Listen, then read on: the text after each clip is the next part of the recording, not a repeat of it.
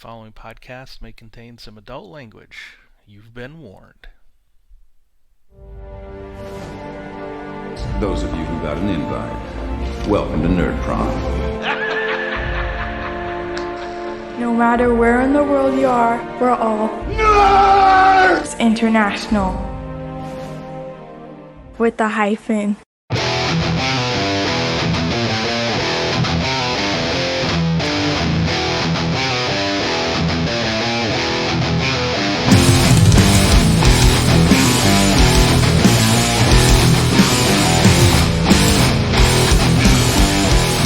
Welcome to Finding the Narrative, a Genesys RPG podcast. This is a show dedicated to the Genesys role-playing system created by Fantasy Flight Games, a show in which we, your hosts, discuss all things Genesys from both the player's and a GM's perspective. I am Tony Fanning, and with me, as always, are my good friends and co-hosts, Chris Holmes and Stefan Dragonspawn. Chris, how you doing? I'm doing good. I recovered from my golf game this morning already because it was beautiful today.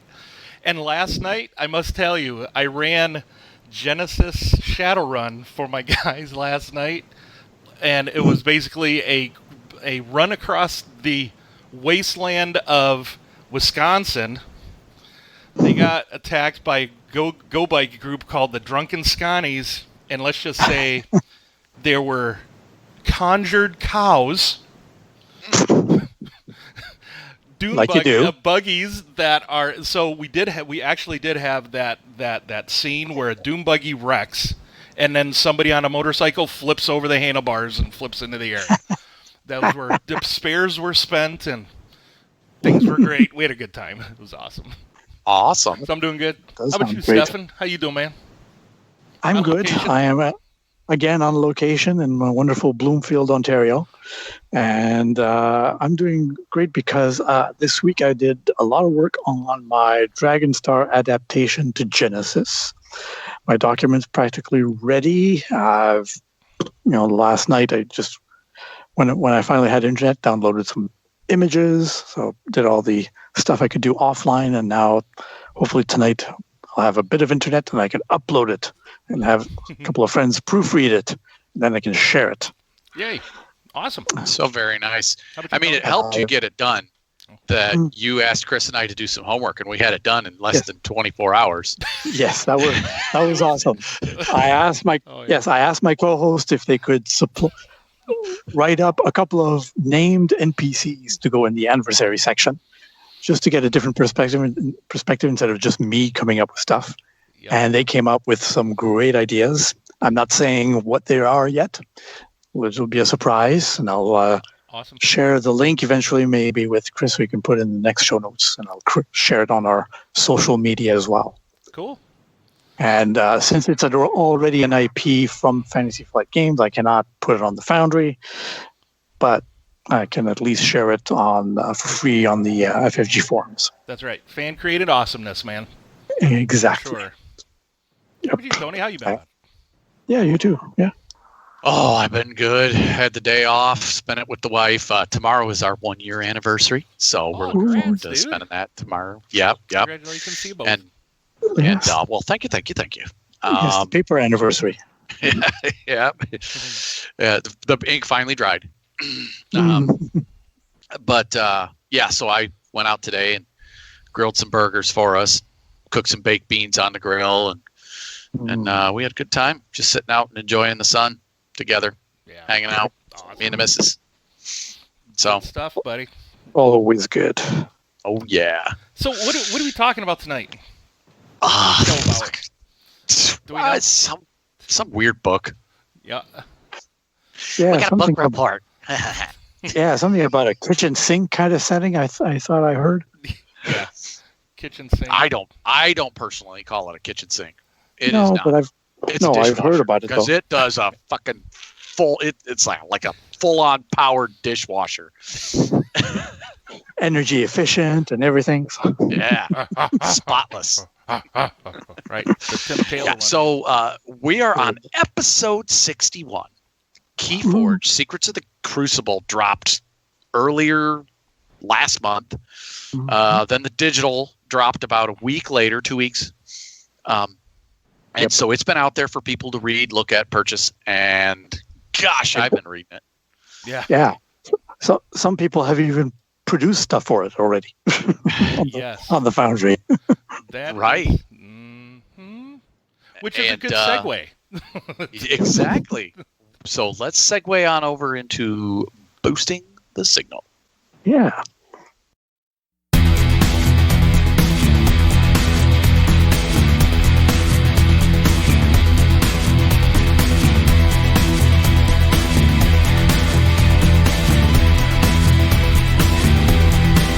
All right. So, hey, welcome to Boosting the Signal. This is where Stefan shares his all hot Genesis news. That's fresh off the wire. Reviews from the Project Foundry. And we have one tonight that you are going to do. What is it, Stefan? Yes, one that seems to be in theme with our show topic tonight.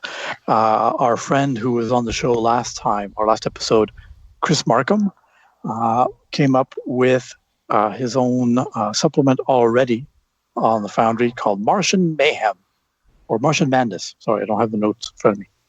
Martian Mayhem, I think. Oh, yeah. Yeah, it's Martian Mayhem. Yep. Mayhem. All right, I got it right the first time. Mm-hmm. So it's available. He took a lot of inspiration from the various card games, the cards from the card game, and describes a lot of the equipment that's in there that's not part of the regular equipment in the Keyforge setting. Great layout, lots of little nuggets in there.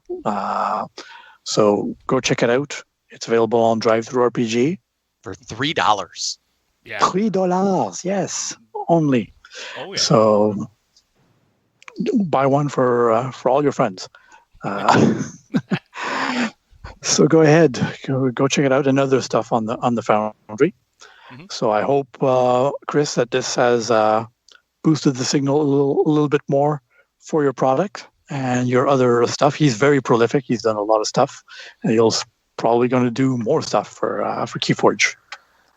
Oh yeah. So let's go ahead, put a few extra Ambits in his pockets.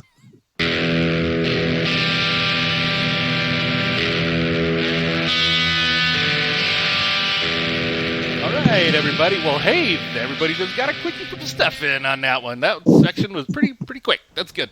So we are now in the section, the Books of Genesis. So everybody, I'm not going to say open your Keyforge book, but we're going to talk about like the cover and everything now about this awesome book.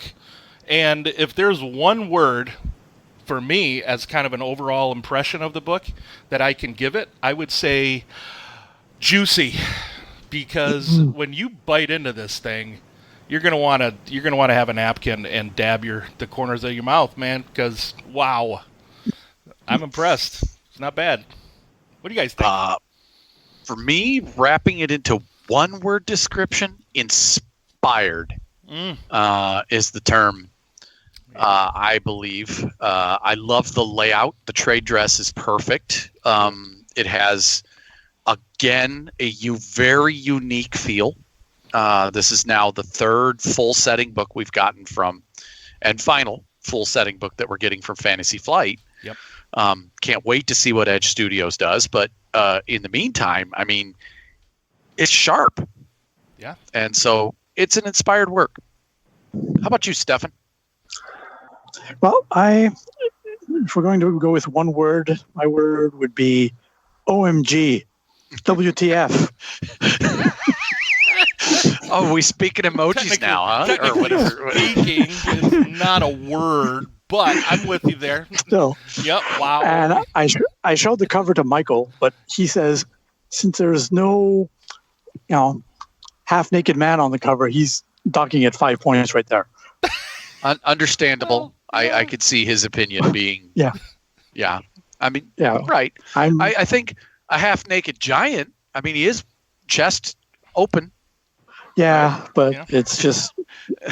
I think I cleaned it up, but there's more comments, more racy comment that he gave, but like, no, we'll just leave it at that. But no, I was also amazed by all the stuff inside, and I mean, there's more to read. I can't read everything, but try to one little morsel, like, oh, that's really cool. Oh, that's part. Yeah. That read another paragraph. Oh, that's really cool. Well, Good grief. this cover. I mean, if we just start with the cover here, you just looking at this book, picking up this book off the shelf, right? You looking at this cover, it evokes a very Gonzo-ish setting where you've got like some, a flaming blade by some fantasy-looking giant dude, and right above him is a Martian with a jetpack. And they look to be going into an Aztec-y kind of themed dungeon. Yeah, like coming out mad science. Yeah, mad science meets Aztec. Yeah, you got a droid there too, playing a guitar. Is he playing a guitar? Electro guitar kind of thing. Yeah. With one of his forearms. And then a human female type, like Star Trek, almost like looking explorer. Yep. And then you've got this elf doing the whole stealing the gem eye thing. Yeah. What's reminiscent of another cover. Yeah, exactly. That's evocative, way back to an old cover. So definitely, it's great. Yeah, but it has that Gonzo look. Yes, but I mean, it's great. And you can go as Gonzo as you want with the setting, or you can get down and get dirty with it. It's well done. Yeah. Yep. It is. Oh, no, the layout is awesome. Like all Fantasy Flight Games products, lots of great art. Oh, beautiful art. Page 5, the full art piece on page 5 of the book. One of my favorites, definitely. That one gives you. It's all the same. Yeah, it has that same feel. It has the similar characters from the very opening sequence there, but it has all the major houses from the original set are represented. Yep. That's cool. That is cool. My favorite. Wait, go ahead, Chris. Oh, I was just gonna say, just the sheer weight of this book, coming in at 274 pages. Oh, this is a tome. This is a tome of goodness. Stuff in here. Yeah. My favorite illustration is on at the GM section, page 246. Okay, let's go to that. Let's look at that. The combination of Triceratops warrior, jetpack, Star Alliance, to infinity and beyond, and the robot in the back. Yeah. Oh yeah, the Saurian. Yeah, the dinosaurs. Yeah. So first of all, for those not familiar with the card game, there are these different houses, and the Saurian Alliance just happens to be my favorite. So I'm because they're basically bipedal dinosaurs who have full-size dinosaurs that they use as servants, riding mounts and things, and they are extremely built on like a Roman aesthetic. Oh yeah, definitely can tell here. And they're awesome. I couldn't help but to think of when I saw this picture, I'm like, oh man, it looks like it reminded me of Triceracop. From Kung Fury. From Kung Fury, but I don't know, that just popped into my head, and I'm like, wow, a Roman Triceratops guy.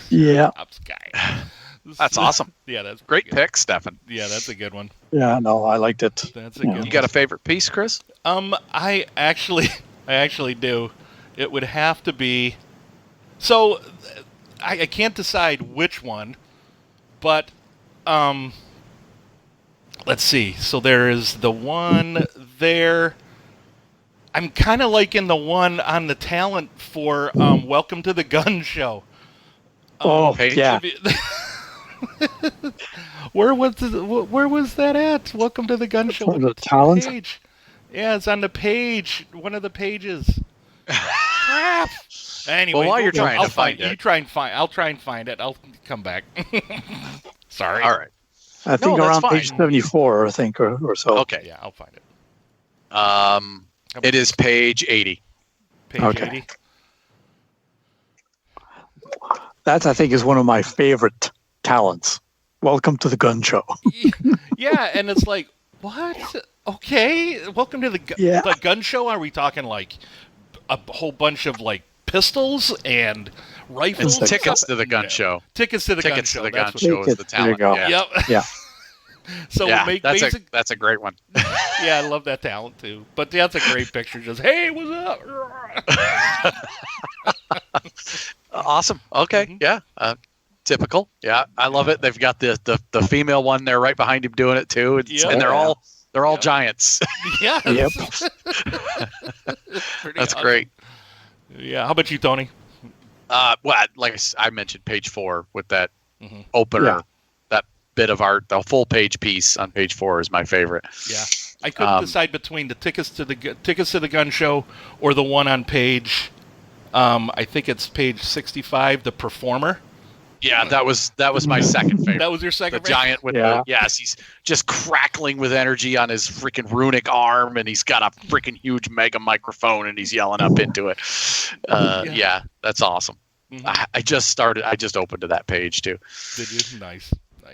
So this book kicks off with the first 17 pages or so being just to explain to you Genesys and the setting, and explains to you, you need the rest of Genesys to do it, which for those of us who are veterans at it, we skipped right into character creation. I didn't even read any of that stuff. I actually read it because it's actually a very good background to give somebody a primer on the Keyforge setting, to be honest. It doesn't go into too much detail, but it does give a nice overview of the setting and really sets it up nice. I think that was well done. Yeah. No, I read it too. It's like, a really good capture of what it should be, what to expect. Yep. What I like in the layout as well is they've included little blurbs in the margins. Yeah. As if they're quotes from characters in both, the card game setting and the role-playing setting. Yeah, and some of those are actually if you play the game, which I do pretty profusely, some of those are the same quotes that are on some of the cards. Oh, that's fine. I didn't notice that, but There's a couple of them. cool. Not many, that's cool. but there's That's pretty cool. Yeah.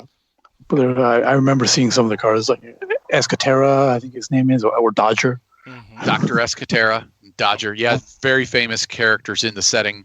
Yep. So, And a few others. Yep. So you get to page 19 or page 19, I think is where it starts with character creation. Yep. Big beautiful art piece there of a untamed elf. She's stitching up a boo-boo on a very sad looking bear, and very cool looking. But then you get into creating your character, which the thing I really like that Genesys does is it walks you through character creation, and one of the things that this particular one does is there's a spot here where it's the little sidebar. Don't I know you from somewhere? If you're GM, it can be useful for your group's characters to have existing relationships before play begins. This is one thing that a lot of games don't tell you should try to do, because I don't know if you have as a GM, you guys, I'm sure you have. You get that first session, you didn't have a session 0 because you're new at this GMing thing or DMing thing, and now you have to have a session about, well, how do you guys meet each other? Yeah. Exactly. Yeah. You all meet in a bar. Yeah. And each player sort of describes their character, and then they try to find a reason why they want to stick together. Why is the paladin with the rogue? He's a rogue. Well, Yeah. there's some Right. systems that are better at giving you that bond that keeps you together, but Genesys is not really one that says, well, how do you know each other? Usually, that's usually something that you just recommended to do in a good session 0. But I like the fact that they do so in a nice little tight sidebar here, because in this setting, you've got all these differing factions, and you may have some guy that wants to play a goblin, and another guy that wants to play this robot, and another guy wants to be an angry little Martian that wants to kill all humans. Yeah. And Hey, we haven't gotten to Advantageous Threats yet, stop. Getting to that, getting to the center of that as to why you would work with this group of people is very handy. Little sidebar. Great little nugget. Yep. And I'll tell you, exactly. the first sentence of the second paragraph is basically key. The connections don't need to be deep or binding. Just got to have a little nugget that gets them together. Yep. It can be deep and binding if you'd like, but it doesn't necessarily have to be. I'd like to have those loose connections to start a campaign, and as you play the campaign, they share loss, they share battle. They share success in round 0 of combat and social situations, right?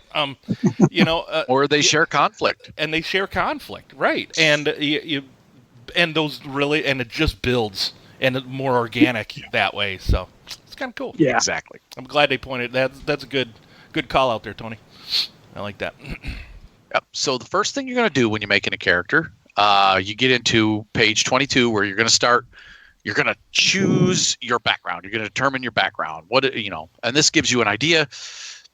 Why are you on the Crucible? Yep. And that's the name of the world, is the Crucible. And if you've read the beginning blurb, which I never did, it tells you that the Crucible is this ever-expanding world that just keeps to draw in bits from other worlds, and including entire cultures.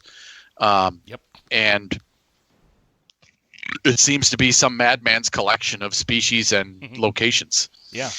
Just a big... From a long time ago. Then nobody knows how it started, but it has. And some species have been there a long, long time. Oh yeah. So so this is good. That's pretty cool. And the next step is obviously you're going to pick your species, and in here it says all the archetypes are in this book, so you don't have to reference the core book; it replaces them all. So they have everything from they have 11 species in here. 11 species or 11 bazillion species? Well, because there's bazillion. Well, there can be, most definitely. Yeah.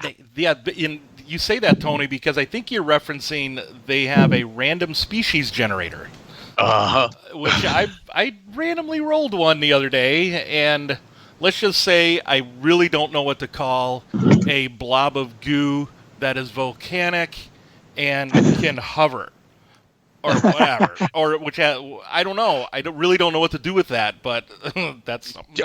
You call it Fireball. Fireball.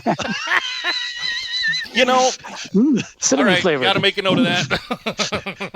Thank you. And he's cinnamon flavored, yeah. He's cinnamon. Oh, damn! You guys are the best. I totally didn't think of that. That's great. See, that's awesome. Anyway, without Stefan around. That's right. Yeah, so there's a lot of species. You have your elves. We already mentioned like giants and goblins, humans. Yeah. Right? Yeah. And then, little Martians and robots. And now we mentioned the Saurians, Saurians, the dinosaurs. Yeah. Yeah. And I want to mention another little sidebar because I think it's important. Next to the human on page 28, you've got this little sidebar, the humanoid variant. I was going to mention that too. Yeah, you just have this. It says here that if you like, you can alter your human PC with some minor changes to create a new species, like ones below. And it lists a few examples. Feel free to work with your GM to invent new ones, perhaps using part of the create unique species rules on page 37. So you could totally just randomly roll a unique ability and be human otherwise. Yeah. Yeah. That's great. Just a slightly mutated human or changed human. And that goes into play with the new Keyforge expansion that just came out Friday, which is mass mutation, which goes into that. Mutants. There we go. Oh, really? Oh, that's cool. Yeah. That's pretty awesome. But I wanted to mention that sidebar because it's got variant human species listed right there that you can play. So technically, even though it has 11 species, right here's 1, 2, 3 more. There's 14. Bam. Nice. There we go. Nice. Yep. All right, sorry. And you were saying, Chris? Oh no, I was just saying, yeah, just the species. That's a nice sidebar there. And they have these sidebars. They're all over the place in this book. To be honest, yeah. There's a few nice ones, yeah, definitely. So here's a little thing. So the next thing is choose a career, and a little sidebar. The little scratch notes in the margins. Sometimes you choose a career. Sometimes a career chooses you. So that's pretty cool. Now, before we move on to careers, did you guys have a favorite species? Oh, a favorite species. I didn't have a favorite as such. They're all cool in one way or the other. I like the Saurians as well, but I don't know. What was it? Martians can be cool. What was it? The ones that are rock form, the rock-like ones. The Phil? No, not the Phil. No, those are the plant ones. The silicate. The silicate. The silicate. Yeah. Kind of interesting. I actually. What about you, Chris? I like the giant. Yeah. You know, I'd love to create like a giant lead singer. Yeah. Right. Like on the performer page. I'd like to make that guy. That'd be cool. I mean, they're strong. They have they start with culture. That's cool. Silhouette 2. And then they have a mighty roar. That's cool. Yeah, that's cool. You could spend 2 strain and add 2 setback die to an opponent that's targeting you. So that's cool. Just yell at them. Yeah, exactly. Just imagine all this bit. Yeah, exactly. How about you, Tony? Do you have a favorite? I really love the spirit. Really? What grabs you about the spirit? I don't, the fact that you can play, well, it's its ability. It's just, it's because it's a double-edged sword. I really enjoy it. Your character, so here we go. We got, you got a 90 starting XP, but you got a willpower threshold starting out of 12. Wow. I mean, just perfect for a social character, which is my bread and butter. Yep. In corporeal, though, the talent or the species ability, your character lacks corporeal presence. When your character makes a brawn or agility-based checks, increase the difficulty by 2. And then your character increases their soak by their willpower in addition to their brawn. Oh, wow. And they start with a 3 in willpower. Yeah. Well, if somebody makes a brawn or agility-based check targeting your character, increase the difficulty by 2 as well. Yes. Yeah. And none of the preceding effects of this rule apply while your character is wearing armor. So if you wear armor, forget it. And then the last line. In addition, you don't eat, you don't breathe, you don't sleep. Wow. Oh, exactly. That's pretty cool. Well, that's one of the things that struck me when Keyforge came out, the cards of Sanctum with the sort of angels or archons or holy beings, spirits contained within a suit of armor with all the fiddly bits floating around them. Definitely looks like, definitely the ultimate holy paladin. So to me, though, that doesn't, that's there. That's doable. But for me, my very first Keyforge character would be based on Slimer from Ghostbusters. Really? Okay. He would be a spirit, but he would be green and ectoplasmic. And hungry. Never needs to eat, but just eats anyway. That's great. And of course, you got to have the slime attack. He's slimy. Well, he would be probably an Ambermancer, but that's talking careers. Yeah, nice segue, buddy. I see what you did there. Yep. So we got a huge section before the careers of species creation, character unique species creation. We will be doing an entire show on just that section. Oh yeah, I mean we have to do a whole show on it because I think there are like 10 steps. Yeah, there's a lot to it, and we're not going to be able to cover it here. But we're promise that in the future for our listeners that you will get a show about the character creation generator. But to those who are thinking about buying this book, it's awesome.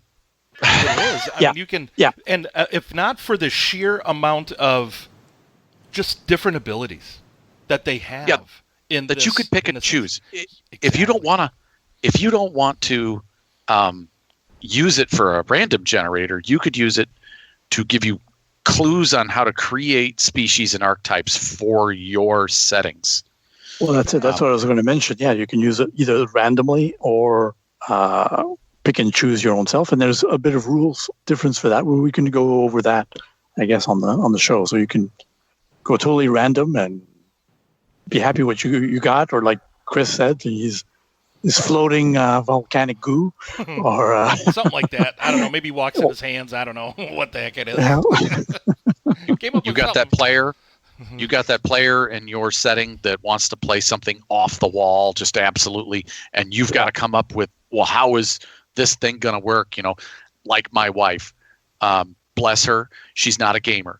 She wanted to play D&D with our family game night, and she wanted to play a house cat that could cast spells.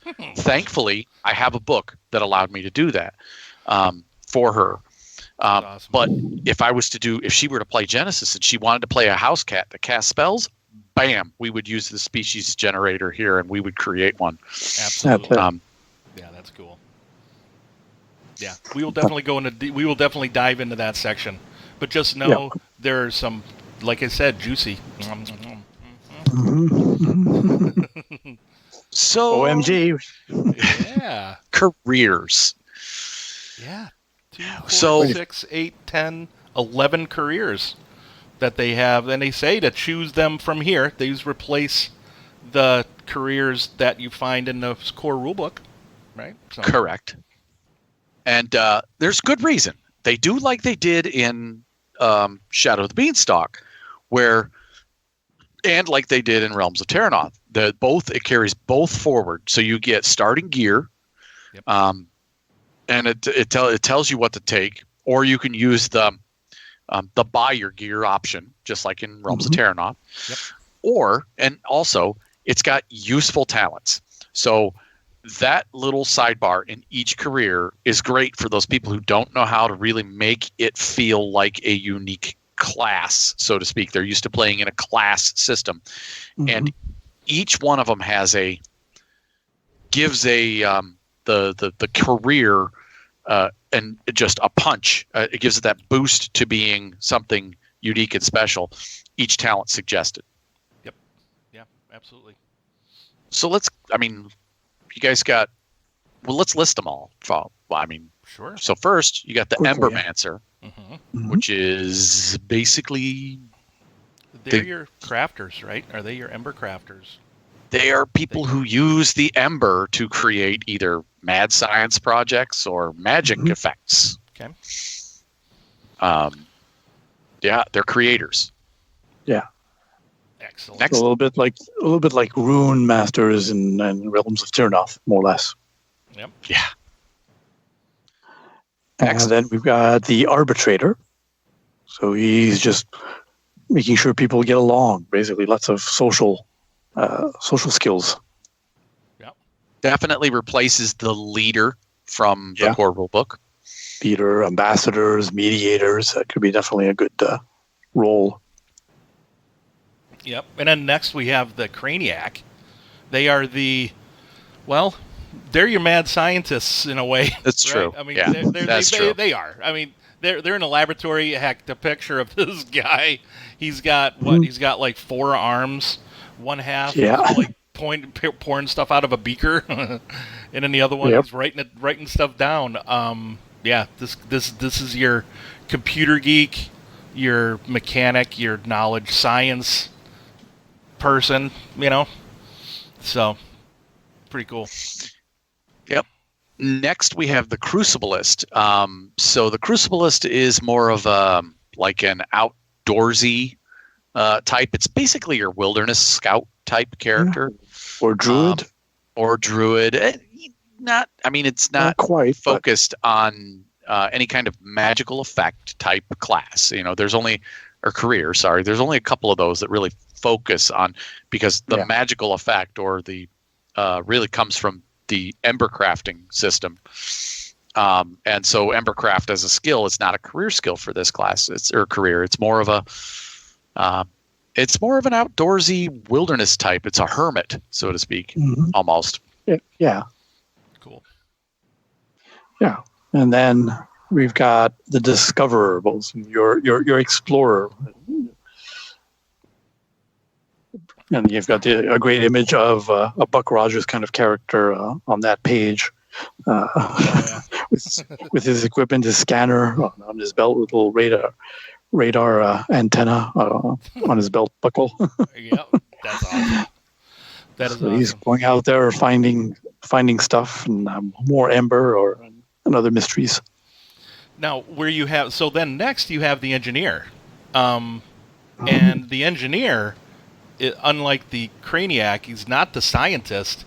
They're the ones that build things. They will build your computers. They'll build your buildings, the bridges, all of those things, weapons that need forging and fixing, and vehicles and whatnot. And the picture of this is just great. This is a plant that is got a wrench in his vine and is fixing something. It's a plant mechanic. It's a plant mechanic. A plant mechanic. I see what they did there. That's great. What's next? So, Tony? next is your Mender. Your Mender is, despite the best efforts of creators and builders, things break down. Your Mender is your fixer. This guy fixes people and things. Kind of like the mechanic, but, they have medicine. They are the fixers of all things. They repair it. Living or machine. Sentience, basically. Mm-hmm. Stefan, you get the best one. Yeah. The performer. This is your rock star, the diva, or the pop singer. I really don't know if I would want to call this guy a diva to his face.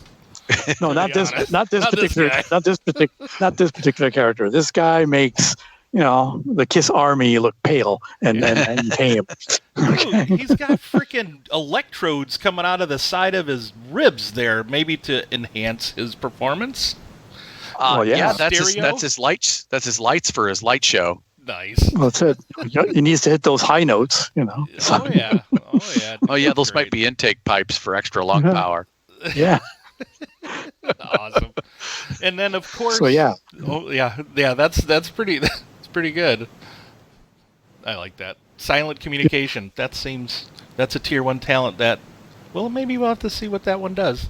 Well, see, the performer doesn't just include rock stars. It can include all kinds of performers, like mimes, too. Oh, yeah. Well, there you go. I want to play a miming plant.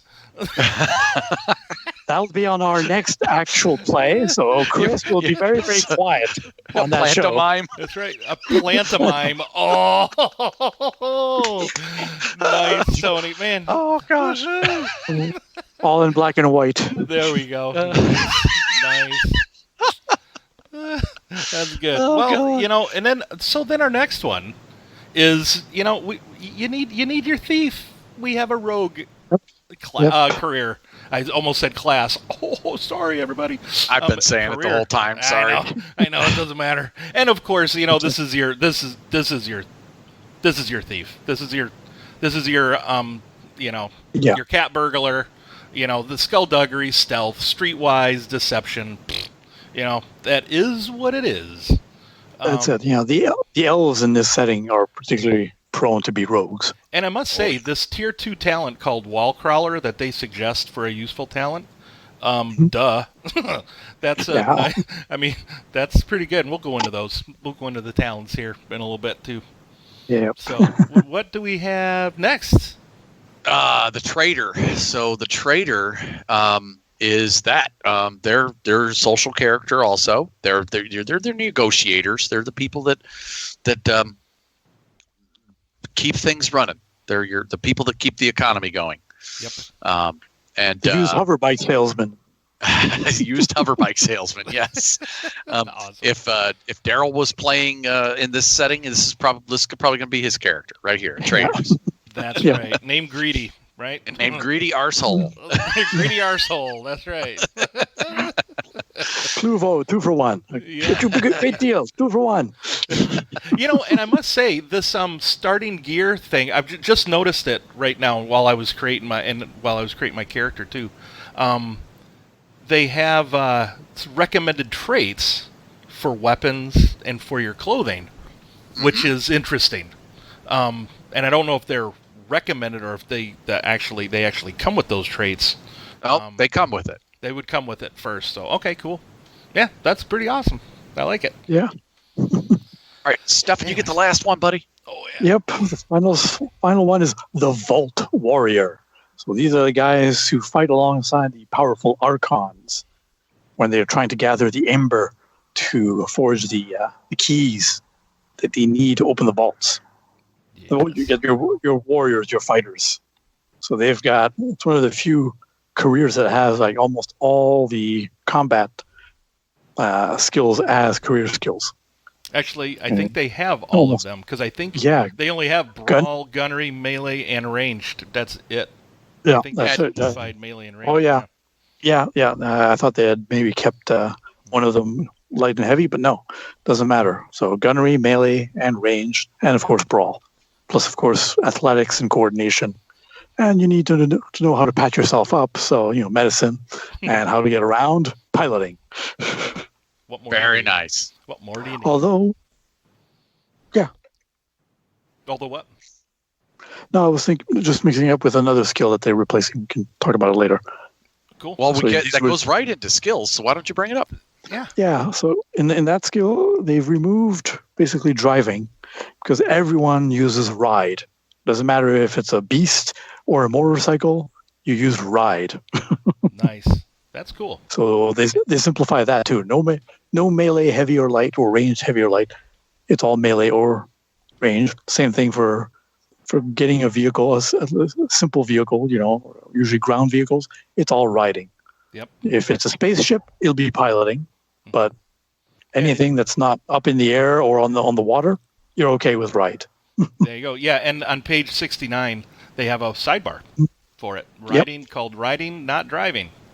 That's it. So you'll notice that the driving skill isn't used in science fantasy setting. We instead use riding. Controlling both speeds and small vehicles. So there you go. Nice. Which can make sense, You just when you're hopping on a bike, it's more or less similar to a horse. Yeah, that's it. That's right. Close Excellent. enough. So then, what skills did they add there, Tony? What new ones did they add here? Embercraft. Oh my gosh. So Embercraft, catch-all skill. Yeah, this is it. This is the skill to have. You want to make a weird effect with that's with the AE symbol. You want to be mad scientist. You want to be a magic user. You want to be a witch. You want to be a fucking super powerful wizard from nowhere in the middle of space. Doesn't matter. You're using Embercraft. Space wizards with a gleaming sword. Because whatever powers you are going to make, they're going to be used via crafting Ember. Yep. So here it is. Great skill. Covers a huge base of things that you can do with it. It's all about how you skin it. That's right. What else? Well, you have to know about Ember and what it is. So there is a knowledge skill called Ember, which, this basically represents if you wanted to recall like the latest experimental findings on Ember or remember special grinding procedures, right? To make Ember bread embread, which is food, I guess. You know, do you take like little nibbles of it? Yeah. Or do you just eat the whole thing, or have 3, right? So Second breakfast. The second breakfast, that's right. We do have more knowledges. We do. Yep. Next one step. There's Crucible, because you have to know, Crucible is big, huge, probably like Jupiter size and getting bigger. It is, so, quote the word, right?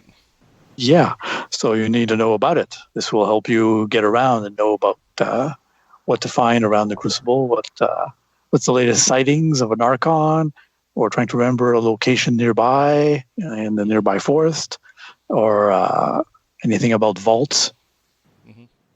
The vault heads. The vault heads, yeah.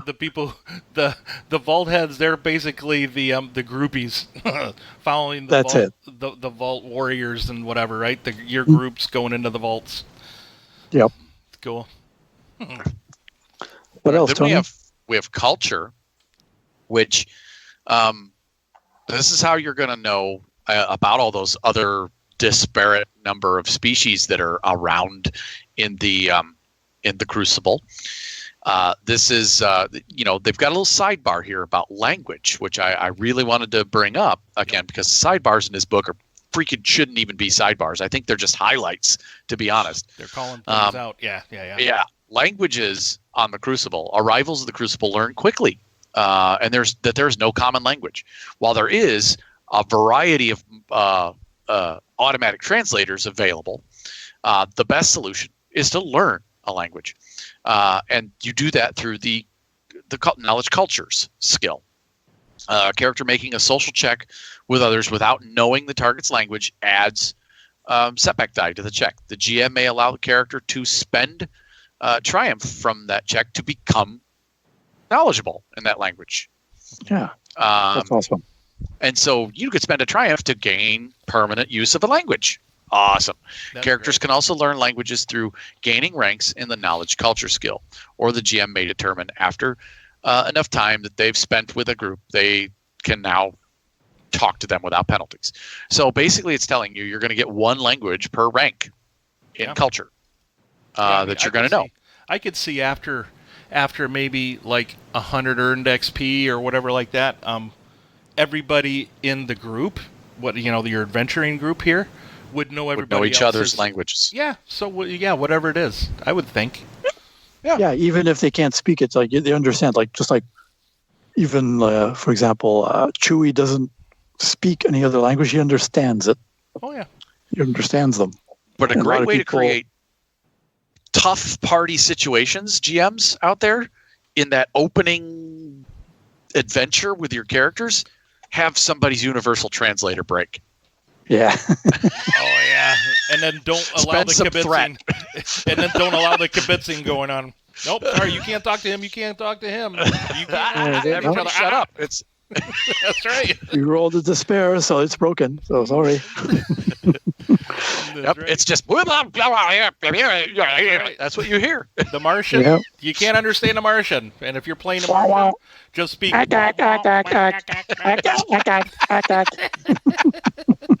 you go. What's next? Nice. Let's see here. We went over culture, science. You blinded me with science.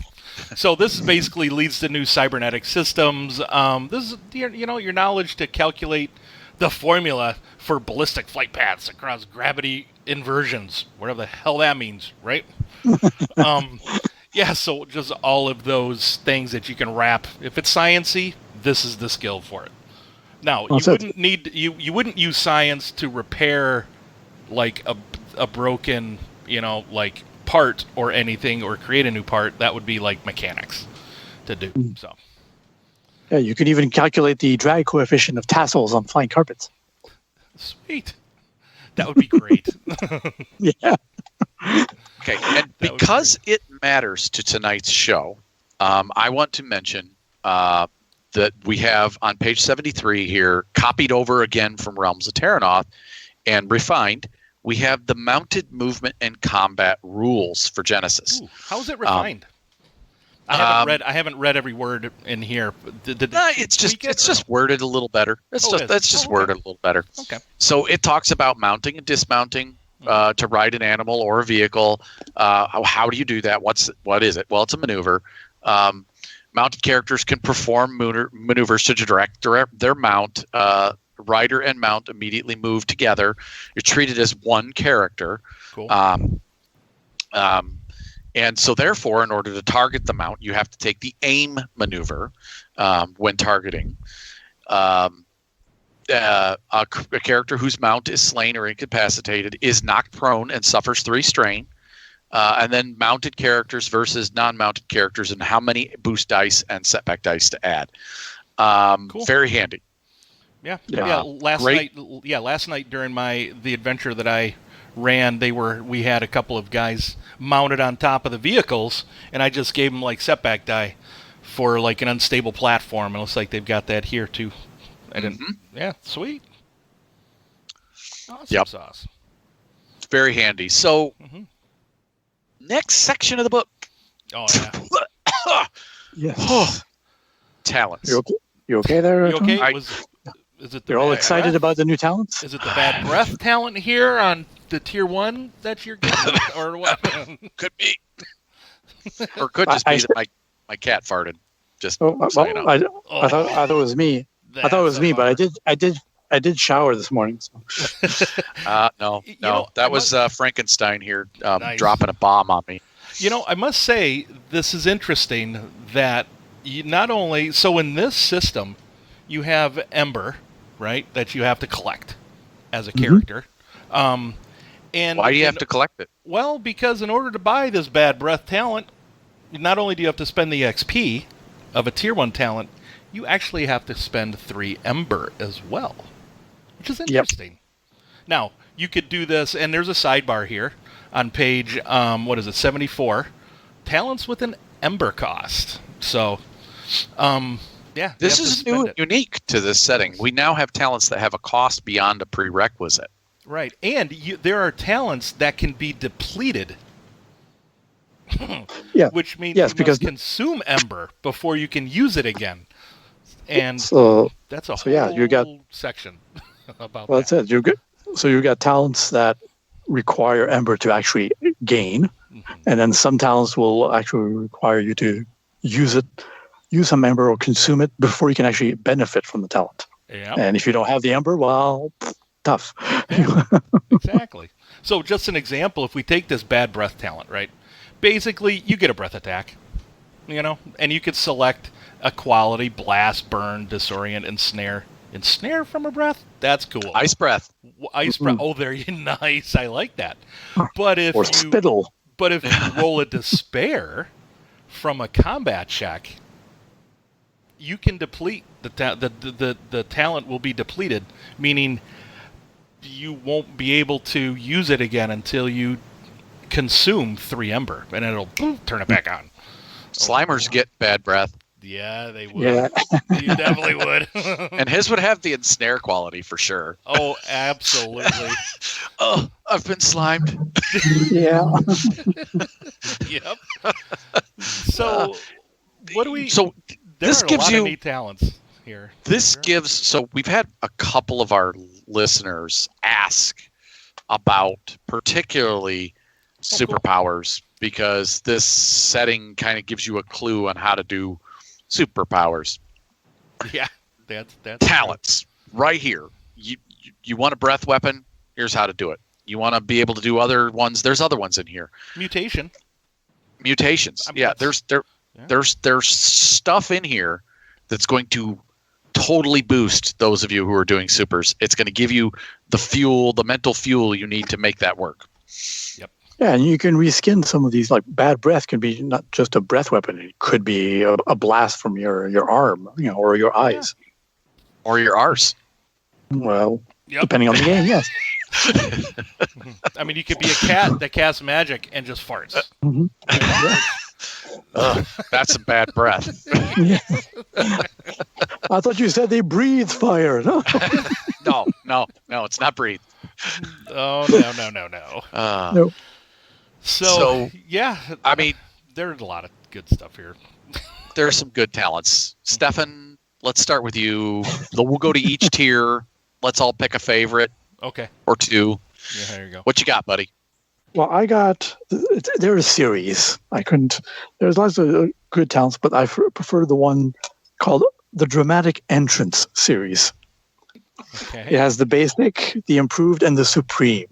And then when I read about this, like, oh, I would so love to add this to the Zszree character I played in the Primordial Machina. Oh, I was thinking you wanted to add that to like your real life. So that you make a dramatic stuff in a dramatic entrance. Bitch, I already have those talents, bitch. Yeah, you do. Yeah, you do. That's awesome. Good shit. That's tier 3, though. You got to pick something at tier 1. Yeah. Oh, fine. But I don't know. There's so many that. What was it? The one that we were looking at for the performer, the silent communication. There you go. The character can soundlessly communicate messages to allies within short range. The allies cannot reply in turn unless they have the similar talent. There you go. So 2 characters with this talent can really have a lot of fun. Well, see, Chris and I built our characters, and we can only communicate with our eyebrows. Yeah. Sorry. It's like a Morse eyebrow code. That's that eyebrow bro code. Hello. Yeah. It's eyebrow code. Eyebrow code. That's right. Good God. I'll tell you, I actually picked this talent for my character in an upcoming segment. Need for Speed. Named after, I guess, the video game, right? Tier 1, it's passive. This is interesting. When your character spends advantage to heal strain as part of a piloting or riding check, while their vehicle's current speed is 3 or higher, they heal 1 strain for each speed above 2. I mean, how cool is that? I mean, you have a need for speed. You're going fast. Yeah, baby. Mama, I'm going fast. I mean, I don't know. Look, Ma, no hands. I don't know. That's neat. That's kind of a neat one. How about you, Tony? What do you like? Oh, dude, I don't know. I had so many favorites in tier 1. There's just some good, really good ones. But personally, you got to give it to one of us. So, and these 3 talents are right in a row, go to speak. But one of us. It's a passive. It's ranked. You select one organization, and there's a whole list of organizations in the Crucible. And your character is a known and devout follower of that organization, and adds advantage per rank of one of us, and so it's ranked, to all social checks targeting members of that organization. And if your character is discovered acting in a manner antithetical,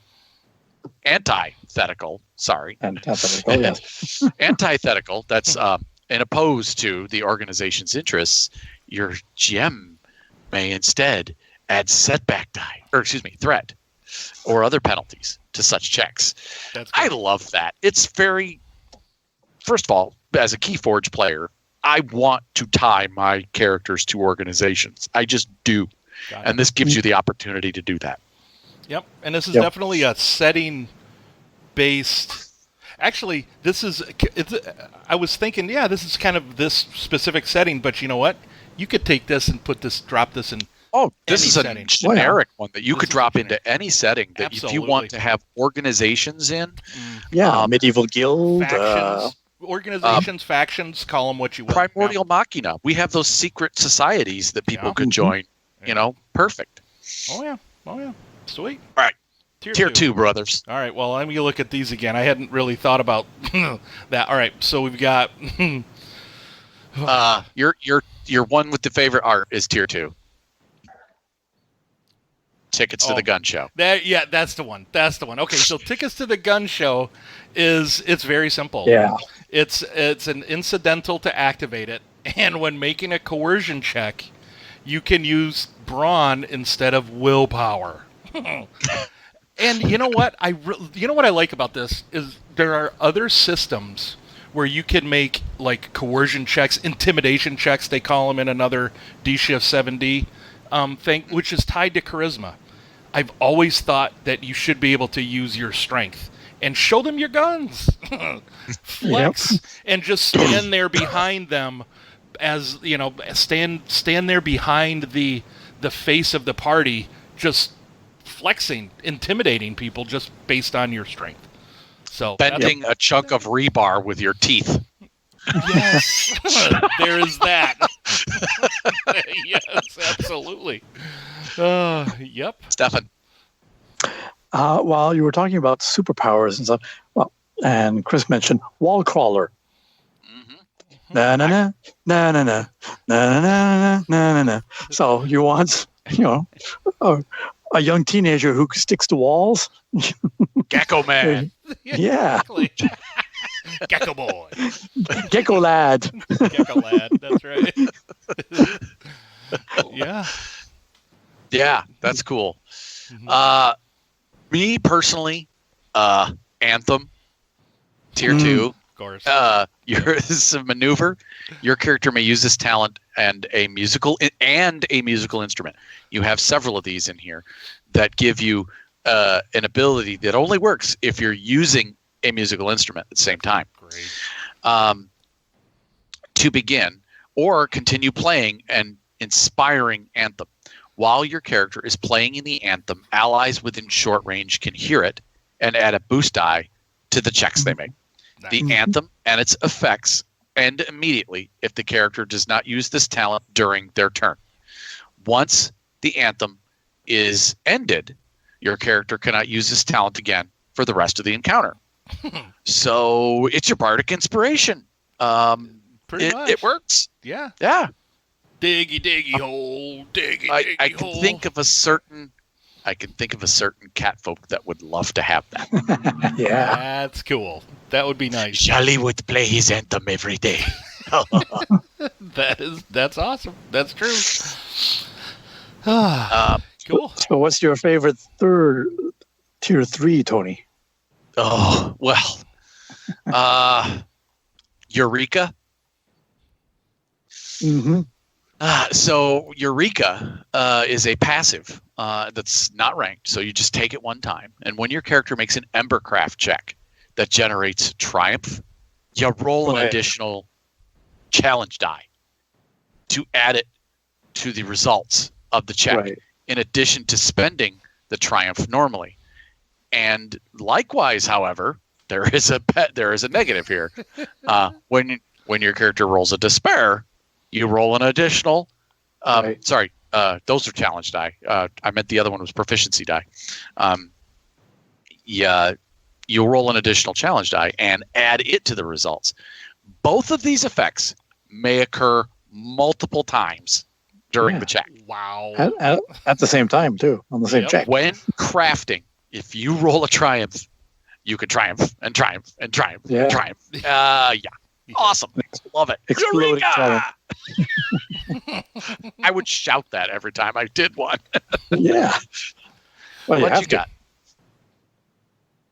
What you got, Stefan? What's your favorite? Well, I mentioned it earlier, so it'll be the same for the next 3 tiers. Dramatic entrance.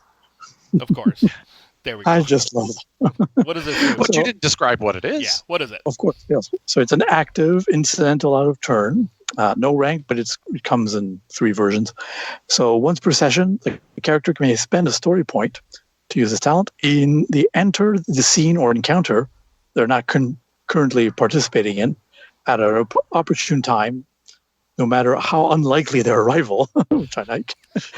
And if the scene is a combat encounter or otherwise uses initiative, your character adds a new PC initiative slot at the top of the initiative order. Nice. This is Ace Ventura climbing out of the rhino. Yeah. Hello, I'm here. Zandra. Yeah, I would totally give that to Xandrical. I'm telling you, there's a ton of good stuff here that's going to go into Primordial Machina. Oh yeah.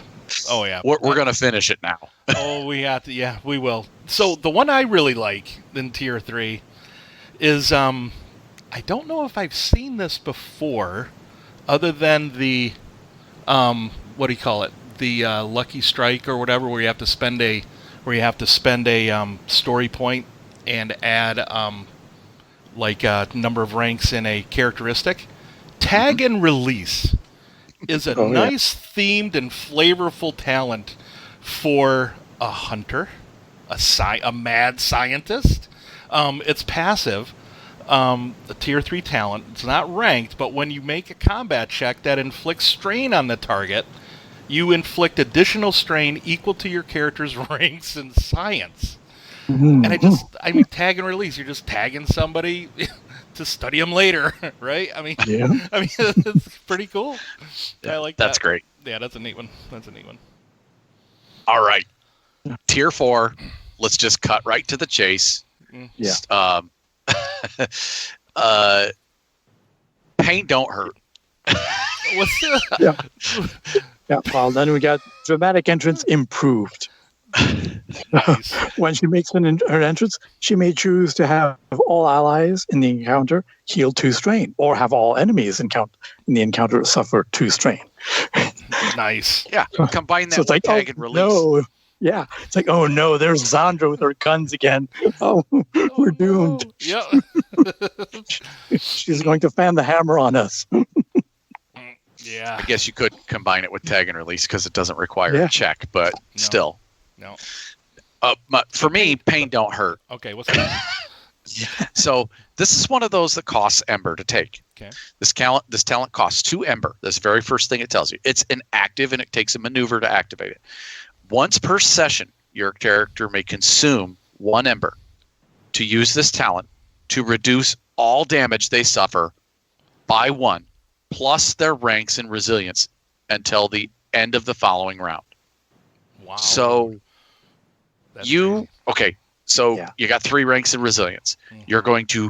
It's going to increase your soak by 4 for an entire round. Effectively, yeah. Awesome. Yeah, it is. Especially when you've got tickets to the gun show and you're like huge, right? And you've already got a soak of 6. Wow. Yeah. How about you, homie? Well, this is, I like this. I like the name of this one. And it is interesting, and I'm wondering how we can, I don't know, I think we might need to talk about it for a minute. Stunned Silence, okay? It's right under Pain Don't Hurt, active incidental. So during a social skill check, so when you make a social skill check to inflict strain during a social encounter, you can spend 3 advantage or a triumph to stagger the opponent for 1 round. So I'm thinking that's something like you can like make some sort of like social check and just kind of stare at them. You know, like my wife does. Like she would like start talking, then she'd just stop talking and she'd just stare at me. And I just continue to ramble. Right? She's just like, well, what are you doing, honey? And I just start rambling. Though I'm acting, because staggering, you can't take any actions, I just ramble on about nothing. That's what that made me think of. Yeah, you're rambling, but she's just looking at you going, I can't believe you're actually still talking. Yeah, stop talking. Exactly. And she said that to me. Why are you still talking? I don't know. But you're not doing anything. You're not performing any actions. Yeah, just talking. That's very thematic. I like it. Yeah. And I'm pretty sure my wife has that in real life. Though Stefan has the dramatic entrance, my wife has Stunned Silence. I'm pretty Stunned sure. Silence? Nice. Love you, honey. I don't know if you're going to listen to this, but I love you. All right, the big bad tier 5. Yeah. Yeah. What's your favorite, Tony? Oh, jeez. So, Sharp Tongue. It's Sharp Tongue improved. Now, Sharp Tongue earlier, I didn't cover it, but which I probably should. So, what level was that one? I think that one was tier 2. Tier 2 or 3? Yeah, Sharp Tongue. Your character reduces the number of advantage they must spend to inflict a critical remark or social in a social encounter by their ranks in Sharp Tongue. So it reduces the crit. Okay. The improved version, though, is just So your character must have purchased the original Sharp Tongue talent, and your character inflicts a critical remark in a social encounter. When they do, they may force the target to capitulate. Wow, that ends it. Yeah. That basically ends the social encounter, doesn't it? Yes. Wow. Yeah, they just acquiesce to whatever. This is the coup de grace for pretty much for a social character. It's perfect for any social character.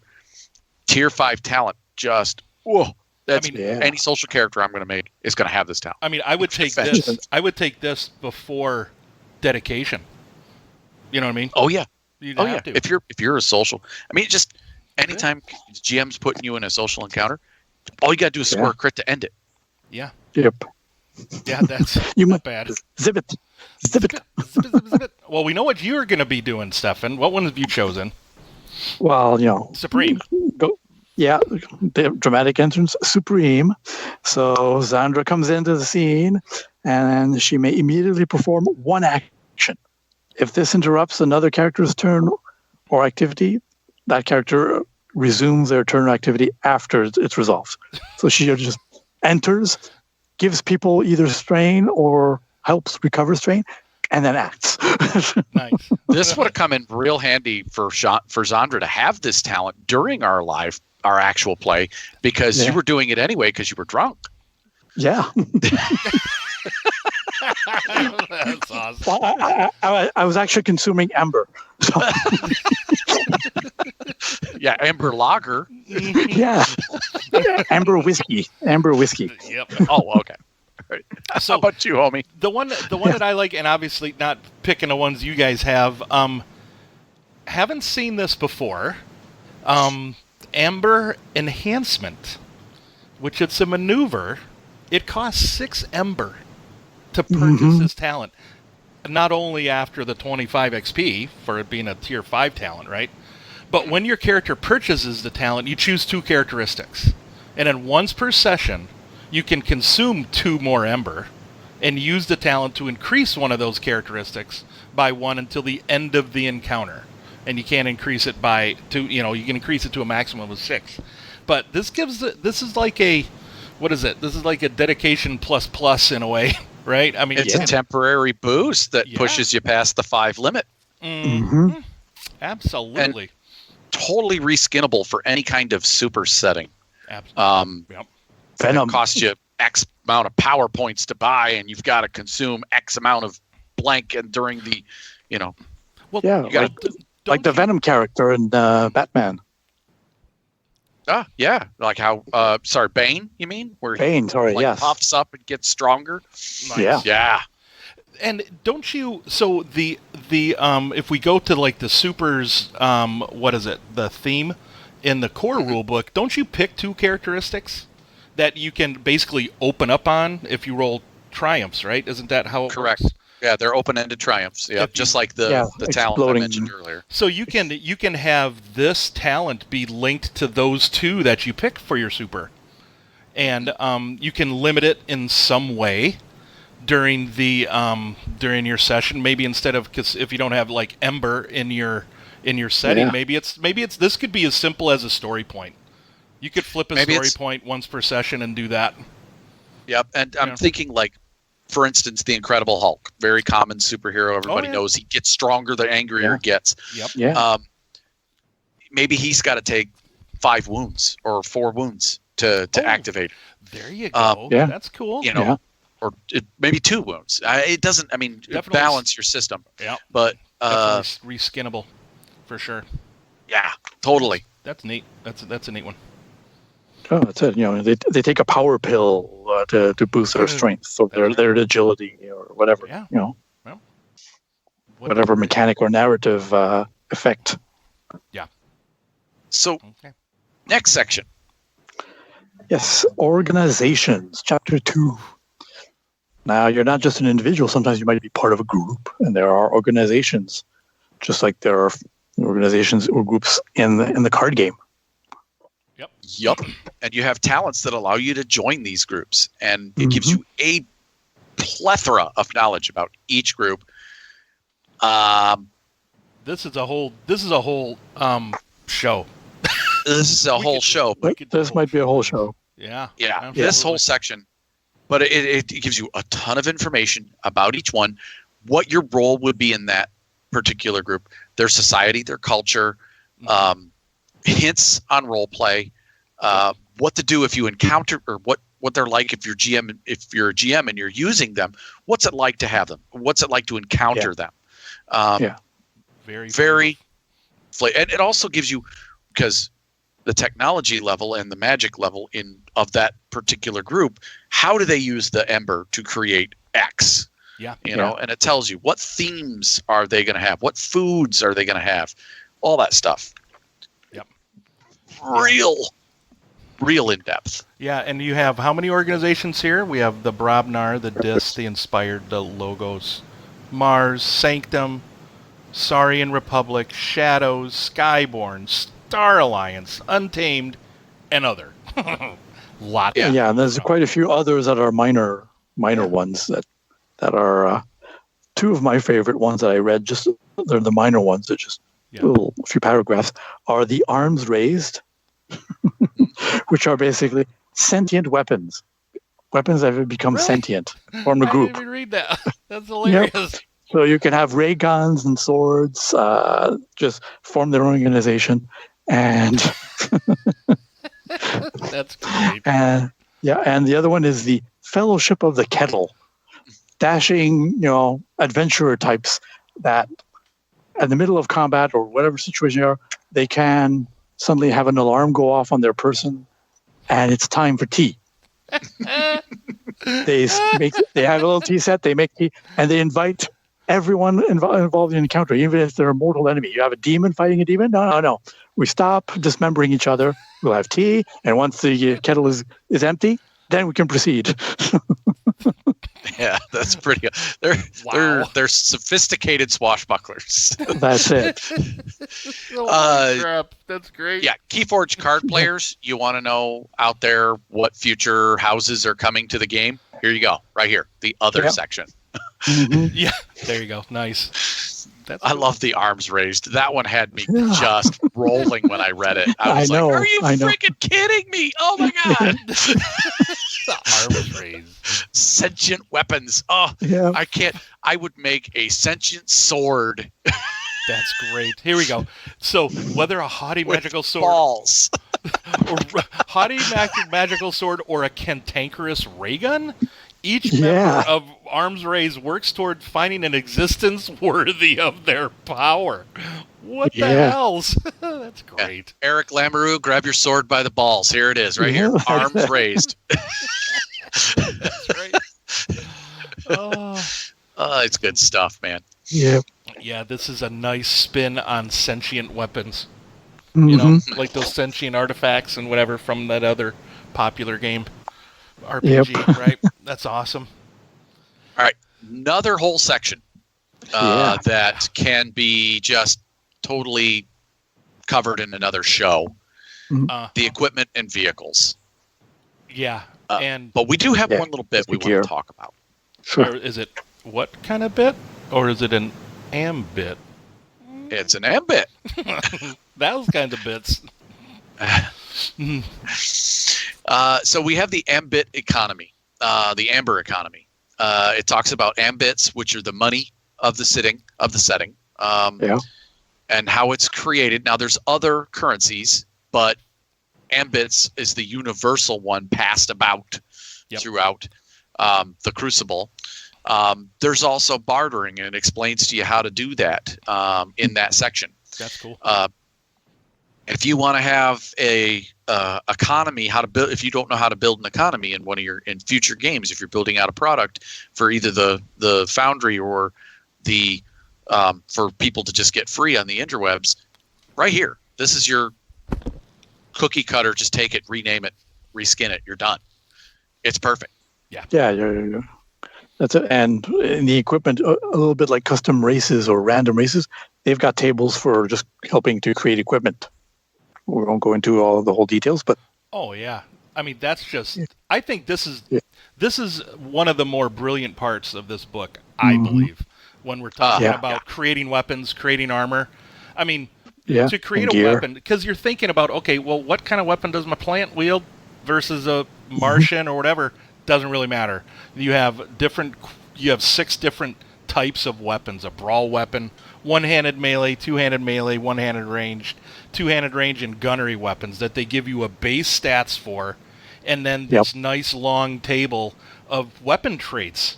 And basically they say, pick 3 and create a weapon. And they have everything from, a double-barreled, which your gun would get the linked quality, or brutal, venomous, all these different things, which tweaks your weapon, gives them the properties. It's unique. And for every property you add, you would increase the rarity of it. You can specialize it. It's pretty cool. Yeah, just make sure it doesn't become intelligent. Don't want it to be intelligent. No, then it wants to become unionized. Yeah, then it's going to join an organization. Same thing with armor. They did the same thing with armor, and it's a modular equipment system that works so well. It sure does. Yeah, I love it. Yeah, you could drop this in any setting. Yeah. I mean, granted, we have like the generic fantasy weapons you can mine from Tiernoth. Oh, yeah. Science fiction, that you can get from the Android setting, right? Android. Here, you come here if you want to create something completely different, and start from here and go on. So, I want to make a one-handed drill that it does psychic damage, but it let's see, it's got little things that come off it that seek someone's brain. I want that. Okay, easy peasy. Well, it's there. Can make it. It's doable. Well, that's it. Since you have millions of races that can inhabit, the Crucible, they all have their own gear, armor, and weapons made for them. Yep. I want to create a Sandman-like character that shoots a stunning ray gun at somebody and makes them dream. Yep, there's a dreaming quality. It gets the Disorient 3 quality. Yeah. Yeah. I don't know. Well, it says your floating lava creature. What kind of weapon does he have? I don't know yet. Fireball, though. Well, his name is Fireball. I think, his name will be Fireball. Or Firebill. Firebill, that's right. Well, definitely perplexing. Firebill! It might have to be perplexing, right? +2 encumbrance, consumes an ember, and gains linked 3. There you go. I mean, it's totally doable, though. I mean, and you get some simple gear that is just straight up simple gear, but then you go into the treasures of the Crucible, which is a whole list of treasure type items.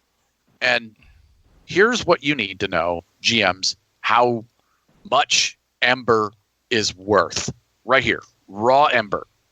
It's 1 piece, rarity 7, 200 Embits. Yeah. Well, there you go. Or credits or bucks or whatever. It gives you an idea of what its rarity is. So, what page is that on, Tony? That's on page 152. And that's one of the things that, there's so much stuff that costs Ember in this game or uses Ember. Well, it's rarity 7. So I see. What is it? Is it a reward? Is it something I find? How much is it really worth? Can I trade for it? Can I buy it? Well, yeah. And it's cheap. Yeah. And that's what one of our, I think, listeners, either I think on MeWe, asked a question a little bit about the magic system, kind of the Ambercraft. How could you use it in other settings? And I was thinking about that too for my Dragonstar setting. Could I use this for Dragonstar? Replace Amber by, other settings refer to magic as mana or essence. Yeah, there you go. We think of it a little differently. It doesn't have to be an actual physical object. Collecting mana. You have to collect actual energy. Yep. Put it maybe into a crystal, then use it. Accumulate the magical power before enchanting an item. There you go. You have at least a mechanic. Having a little bit of a mechanic to work around, at least. Cool. Cybernetics. Yeah. Mm-hmm. kind of interesting. We got some Cybernetics, and we have some that aren't in the Shadow of the Beanstalk. No, So you can port some of those over there. There are those who play strictly in the Android setting. There's a couple of them here, like the Balance Tail, or the Memory Loop, Reaction Accelerators. Those are all nice, new. Yeah. So. Oh yeah. Just some more ideas. Yeah, Reaction Accelerators. Implants, modifies neural pathways. You can spend a strain and add a success and an advantage when rolling initiative. When you determine initiative. Yeah. Cool. Yep. Very nice. That's your adrenaline boosters for those who've played Cyberpunk. Yeah. Oh yeah. That's cool. So. And then you've got vehicles, because you have to. The world is big, so you need to get around. Oh yeah. Yeah, these are pretty awesome. They've got a good collection. Rules. They have, so here they've got just they lay it out like normal, like you would see with vehicles, and what they've also added, they add like additional rules for each vehicle. Mm-hmm. Right? So like flying saucers have their own separate rules. You've got shield ships that have their own rules, things like that. Well, definitely need abduction beam rules, right? Well, yeah. Martian you have you have a saucer, you have to have an abduction beam. So exactly. The walker on page 162. Okay. Mars, yeah. Oh, right here. Yeah, baby. Yeah, and then that they one's give you pretty alternate geez, I can't even talk. Alternate tentacle deployments. Other ways to use your tentacles in combat. Stop drinking, Tony. Or ATVs. It's the frou-frou blueberry flavored hard seltzer I'm drinking. That's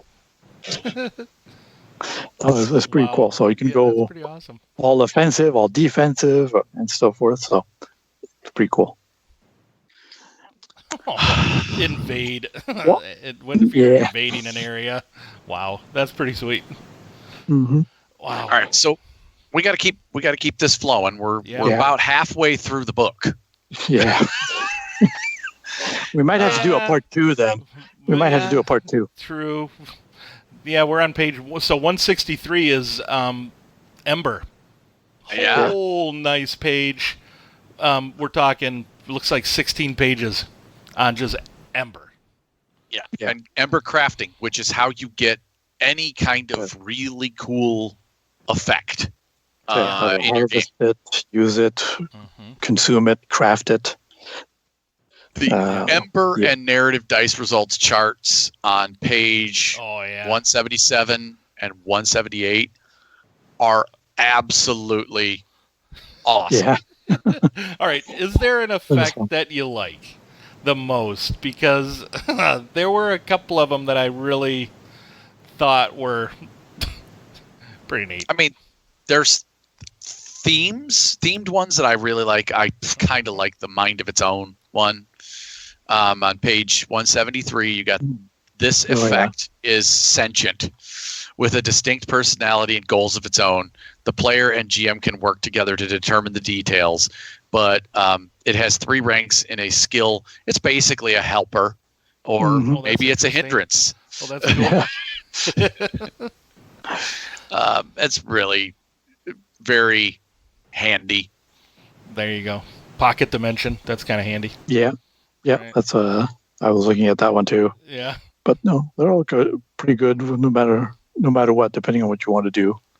How about you, Stefan? You have one you particularly love? No, they're all good. I mean, like I said, depending on what you're aiming for your effect. I'm just looking at this like, how can I adapt this to my own stuff? Yeah. Still have to think about it. Still. Well, again, people who are we're gonna do an entire show on the Ember crafting and Ember effects, but the big thing is that this is usable for in a ton of different ways. Yeah. For other settings and how it can be reskinned, and it's very keenly done. Whoever whoever worked on this chapter of the book really put a lot of thought into it. And my hat's off to whomever that is, if you're listening. If it's you, Keith, or Sterling Hershey, one of you guys, I know you guys both listen to the show. Amazing. Great work. Yep. Yeah. Some of these spending advantage and threat and triumph when you do Embercraft checks are just awesome. Yeah. You can spend a triumph if you do an Ambercraft check to become one with the Crucible. And if only for a moment, you increase your willpower by 1 for the remainder of the session. Yeah. That's kind of neat. Very nice. Or the despair. A piece of amber belonging to a nearby character turns to dust. Dude, my amber. Yep. Oops. Did I do that? Yeah. Did I do that? And then there's also table when ember is involved in a check. Here's a good one. You spend 2 advantage, and another PC may ignore the out of ammo result for the remainder of the session if you wanted to. That's just cool. It's very the triumph. Yeah. You glow with righteousness. Increase your presence by 1 for the remainder of the session. But you have to go ha ha ha when it happens, right? I mean, as a GM, I'm like, dude, you got to do it. You got to do the either that or you got to go.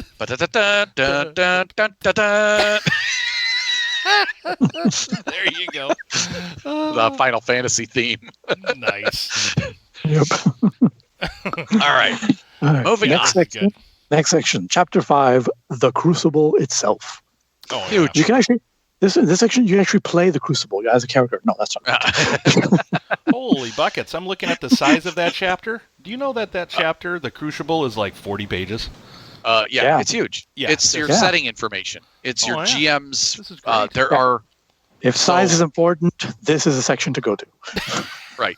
GMs, you want to know what to know about this world and how to run stuff in it. There are about 1,000 little bits of story hidden in this chapter. Just little story ideas. There's, one paragraph I picked randomly on page 218. Okay. Among friendlier, more outgoing cultures on the Crucible, the Silac are almost annoyingly upbeat and positive at all times. They have an insatiable, nearly childlike curiosity, and living aboard a roaming city gives them ample opportunity to visit nearly any place in the ocean or along the coasts they desire. Right there. Yeah. Doesn't need to be. It's just that one little paragraph. I got 2 to 4 adventure ideas right there. There you go. Now, are those the rock people? No, the Silac are. What are they? Looks like a salty, compact salt life being, I think. That's how they make their cities as well. Yeah, they live off this huge whale-like creature, whale tentacle creature. It's weird. Page 218. There's a picture of their city. Okay. A symbiont relationship with this creature that just floats around. I saw that picture. I'm like, what the hell? Yeah. That's great. So you've got a bunch of happy seagoing. You've got the love boat basically going around. Yeah. They're salty, but they're not really all that salty. No. That's awesome. They're kind of a sweet salt, but like chocolate-covered pretzels. So on page 189, there's a picture of Hub City. And if you look closely, it's hexes. Yes. Hub City is, or at least its map, right, is like made of hexes. That might be just the city view, just to give you an idea. It's just like in a subway system, big city. Yeah, that's kind of I like that picture. That's pretty neat. Yeah. Then there's a sidebar about zones. Yeah, go ahead. The section about the boundary, basically, because people cannot go into outer space. Things prevent anyone from reaching it, although it doesn't stop Mars from trying. Nice. And I think they speak briefly about how the Star Alliance, when they crashed into the Crucible, they're the only ones who may have glimpsed what's going on above the boundary before they actually crashed. Yeah, man, there's so many nuggets. Yeah, so there's other things that maybe to come up. Maybe there'll be expansions where what's going on in space, Yep. Mm-hmm. Oh yeah, yeah, and that's this. These are we could pull multiple shows out of that chapter. Oh yeah. But moving on. Oh yeah. We have chapter 6. Oh yeah. This is my favorite chapter of the whole book, because being the GM, this is where I get my my fodder for all of my, and totally get, I have, just looking at it, I have 14 new On The Slab entries. Yeah. It's the adversaries section. Yeah, which is like 27 pages long. And adversaries. Chock full of NPCs, creatures, demons, angels, you name it. Is there a favorite? Regular people? Do you have a favorite? Well, one of my favorite cards in the game made it in here as an adversary, and that's the Ether Spider on page 222. 222? Oh, yeah. These gigantic ether spiders are drawn to the presence of Ember. Often where Archons and their followers congregate, sometimes Archon appear to command the spiders and enlist it in battle on their behalf. Nice. More commonly, however, these huge arachnids spin webs between buildings and wait patiently for prey to pass underneath. They then pounce on the unwary beings, eager for any ember they may possess. Holy. Wow. Yeah. So they're huge. Yeah, they're huge. They're a nemesis. I mean, they have a combat rating of 12, a social rating of 2, and an overall rating of 2. The 5 brawn, 4 agility. I mean, they're huge. They're Silhouette 39. Silhouette 3. That's huge. 39 wounds. Wow. 22 strain, and a soak of 9. That's now the Ether Spider card it just soaks up damage, and this got that. They got that from it. I really enjoy that. And then they've got this really cool thing that the card has. The card, when you have the Ether Spider out, any ember you would lose goes to that card. Right. Okay. Instead, and it's got this Ember Eater. After making a successful brawl check, you may spend 2 advantage or a triumph to devour 1 ember the target possesses. It's very thematic to the card, and I just they captured it. They got it perfectly. Nice. Yep. That's good. Yeah. That's good. How about you, Stefan? You got a favorite? Oh, I looked at a few. There's a few that are interesting. The Escaped Experiment, the Gurgle Pool. I think the Time Hog could be really interesting. Skippy the Time Hog. Yeah. It can be kind of nasty, some of its abilities. I mean, okay. Not a huge threat compared to the Ether Spider, only 3 combat. But still, some of the abilities it has. Chronal Absorption. For every round that passes in an encounter featuring the Time Hog, an hour passes outside the encounter. Then it can eat time. Yeah, eating time as an action. You can use forces an opposed survival versus discipline, targeting 1 character at short range. If successful, the Time Hog may perform an additional maneuver during its turn for the remainder of the encounter without suffering strain. And the target loses its free maneuver for the remainder of the encounter. Wow. That's pretty nasty.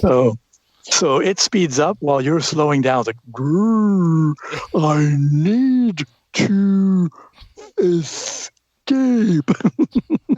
This is a temporally displaced cyber pig. Yeah. Freaking awesome.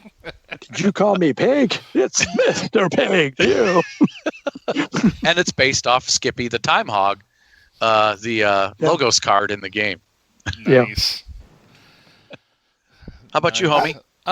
Well, you know what? I picked a minion on page 224 called the Piranha Monkey. I love the Piranha Monkeys. They swing noiselessly through dense forest, devouring everything in their path.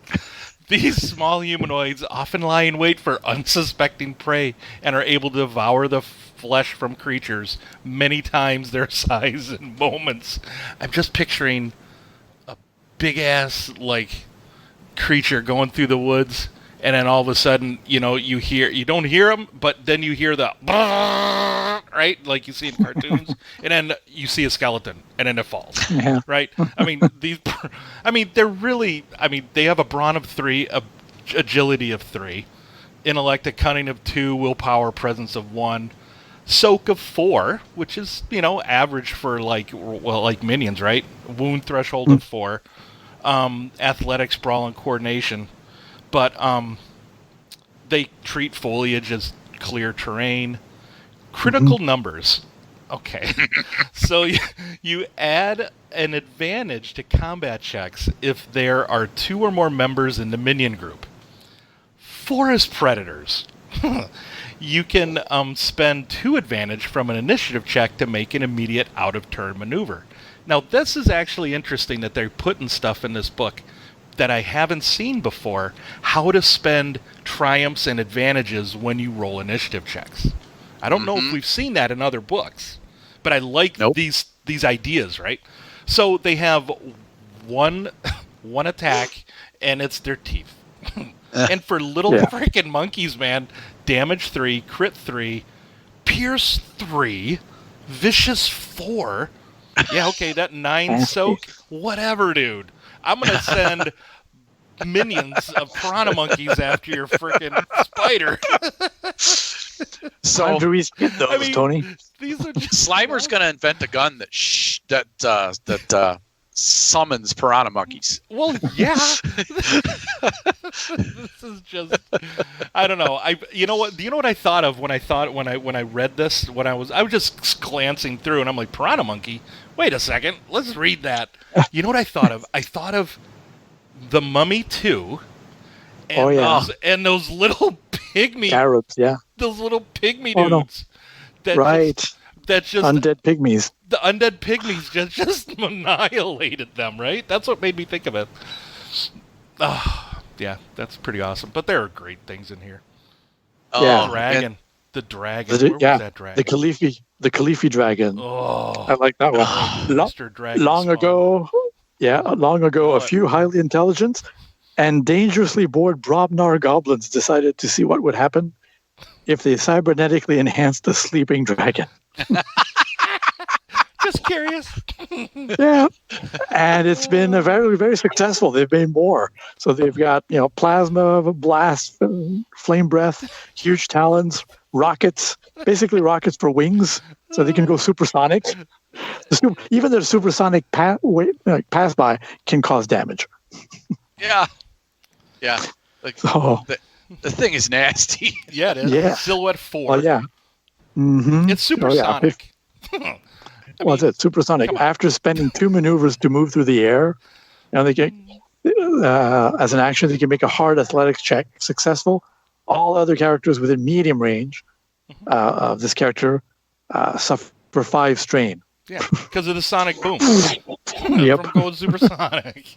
Yep. Permission to buzz the tower. Permission to buzz anything they want. Yes. Exactly. And there's tons more. I mean. Yeah. And of course, the freaking sweep attack. I mean, good Lord. Oh. Yeah. Which is nasty. Yep. Yeah. And then we've got some legendary beings, which these are the named characters that you'll see cards for in the game. Really cool NPCs. Have you read all these, and have they captured them to your liking there, Tony? Yeah. Someone who's played the game a lot. Right. Okay, cool. Yeah, I've seen Dodger and Pingle a lot in the game. I don't think I've ever seen Inca the Spider in any of my decks, but she's there. I know she is. Other people have seen her. Yep. Makai, I don't know. I don't think I've seen that one either yet. But I don't think so either. Pingle, I think I've heard of. Quixo the Adventurer, I have several decks with him in it. The Terror, oh my God, that is a great card, and they got it perfectly. Did they? Okay, cool. Going back to Quixo, the illustration on page 244, don't you think it looks like Ewan McGregor? Yeah, it's a little bit. Actually, no. He actually looks like Matt Stark. I thought it looked like Matt Stark to me. Sorry. Maybe a little bit, yeah. Maybe a little bit then. That's what I Hey, thought. Matt, you're in a book, buddy. Yeah, he is. Yeah. Captured your likeness. Kind of. Yep. Yeah. So, yeah, a ton of good adversaries and some. I mean, I can't say enough. There's a lot of reskinability here. Some very cool monster or adversary abilities that can be plugged and played somewhere else. Oh, yeah. Mm-hmm. Yep. And then All we right. get to the Game Master section. Who's going to game master this game? I don't know. I don't know. I'd like to play it. Lots of little hints in here on how to run games. Yeah. The thing I talked about earlier. Well, how much amber do you give to your players? How often do you reward it? It's covered. Page 249. That's good. Yeah, they cover alternative to rewards, not just XP. That's what I like too. So Cool. with information, ember, or whatever. Nice. And they also talk about archons. Using the Crucible, locations and creatures and new environments and adding things.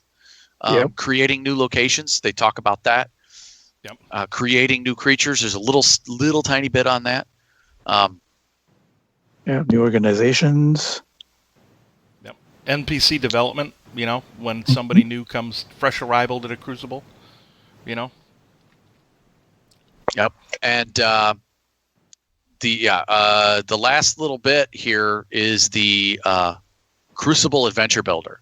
Oh, yeah. That's I thought was a great idea because, as they say, it can be maybe a bit daunting to be faced with a big world like this. A little bit like Rifts, it has so much possibilities. Where do you go? With infinite possibilities comes a ton of analysis paralysis. That's it. Yep. So This you reminds have me to of- sort of focus. Didn't they had an adventure builder in the Shadow of the Beanstalk that was very similar to this, where you have the hooks, escalations, and climaxes. That's good. I Yeah. like that. I like it. So you got good breakdowns, a few ideas here and there. You can read them and just reskin them a little bit if you want. Yeah. But They have each I like one. that too. They have they give you basically a primary goal. What's it mean? What's the adventure primary goal?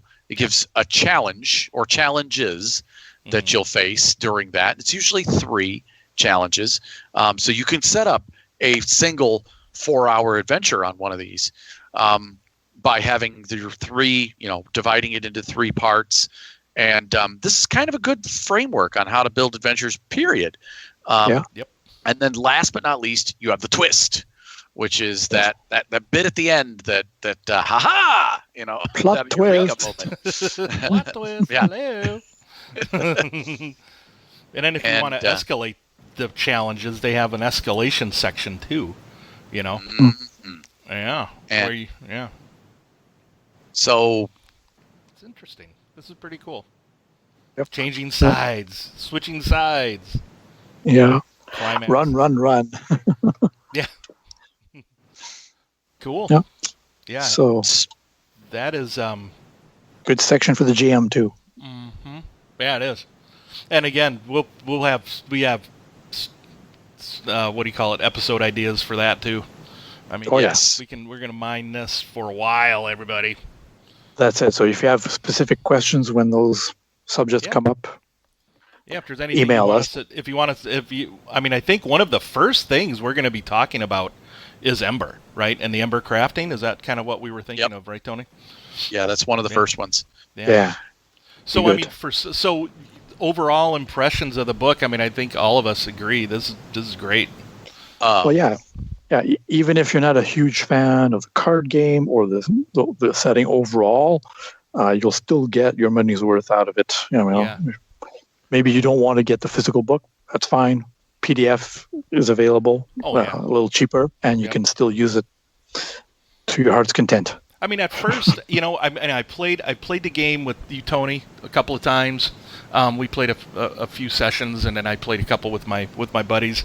And then when I heard the setting coming out for it, it's kind of like Jamie, saying, not so much. I don't know about it. I'm not too much, because I'm thinking, oh yeah, it's like riffs and very Gonzo-y, and a lot of different things that you could put in here. So, yeah, but the more that I read it, the more that I can see what they've created here in this book.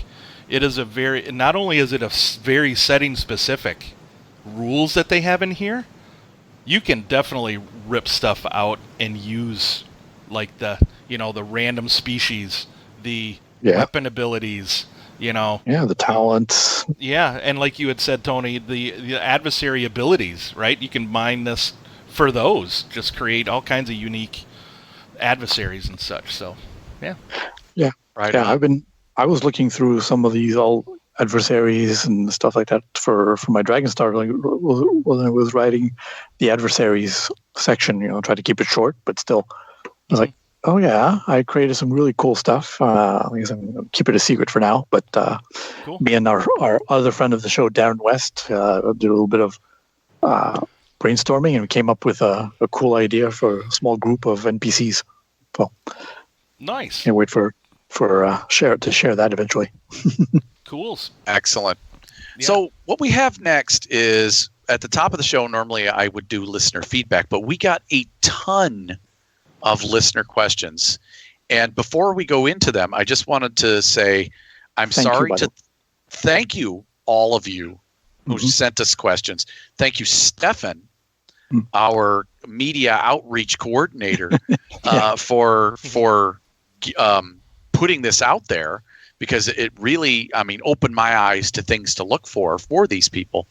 And I apologize to those of you out there who asked us questions that might require a developer to answer.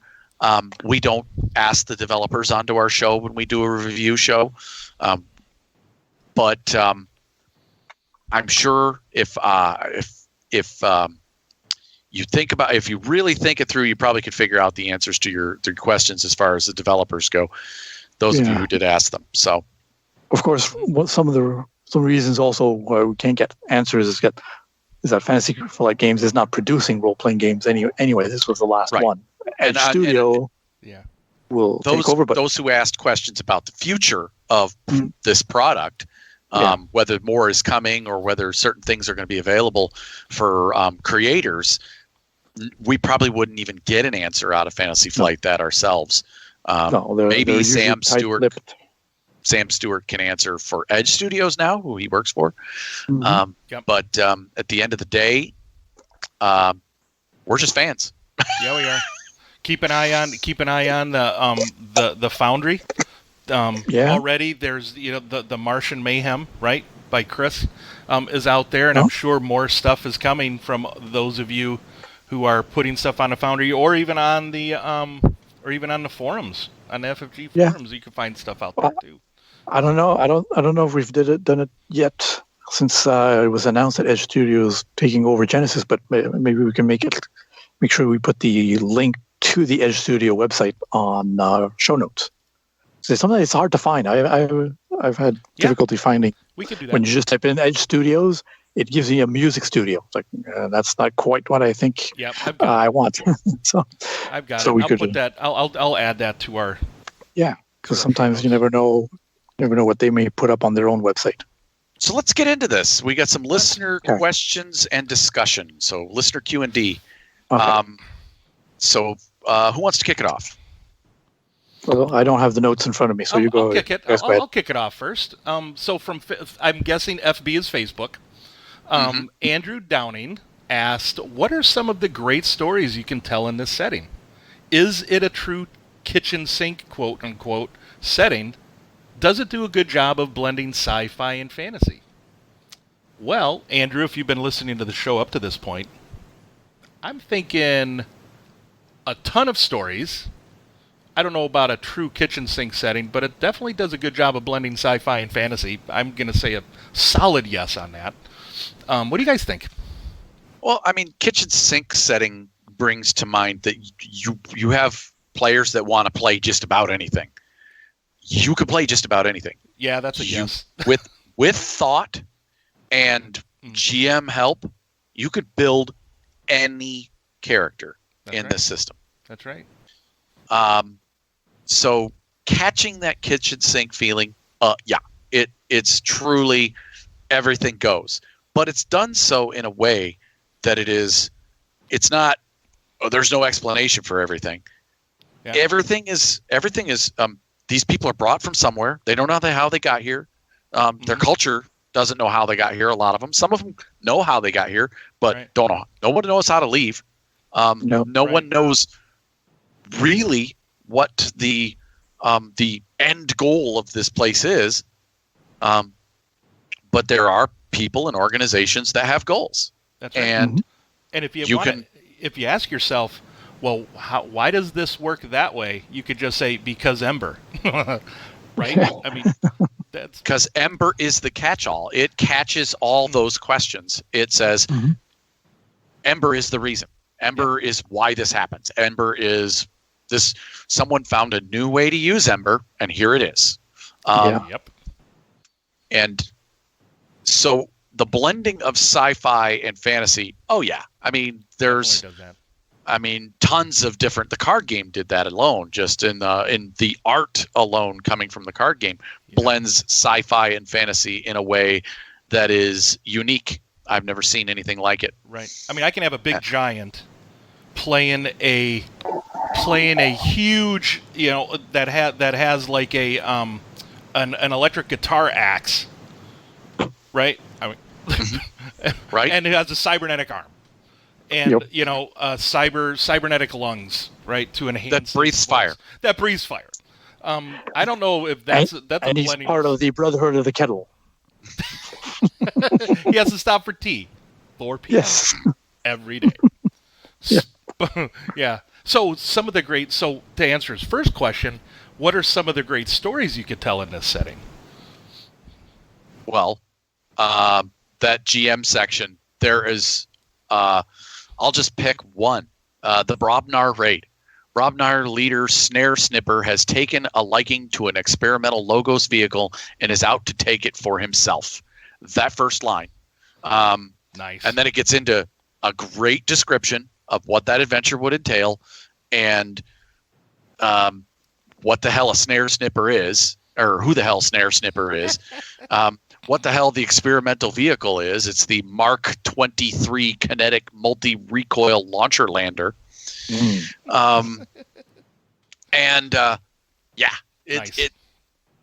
You can get as gonzo as you want, or you can be simple and have a simple thieving story. In Hub City, a little gritty urban adventure.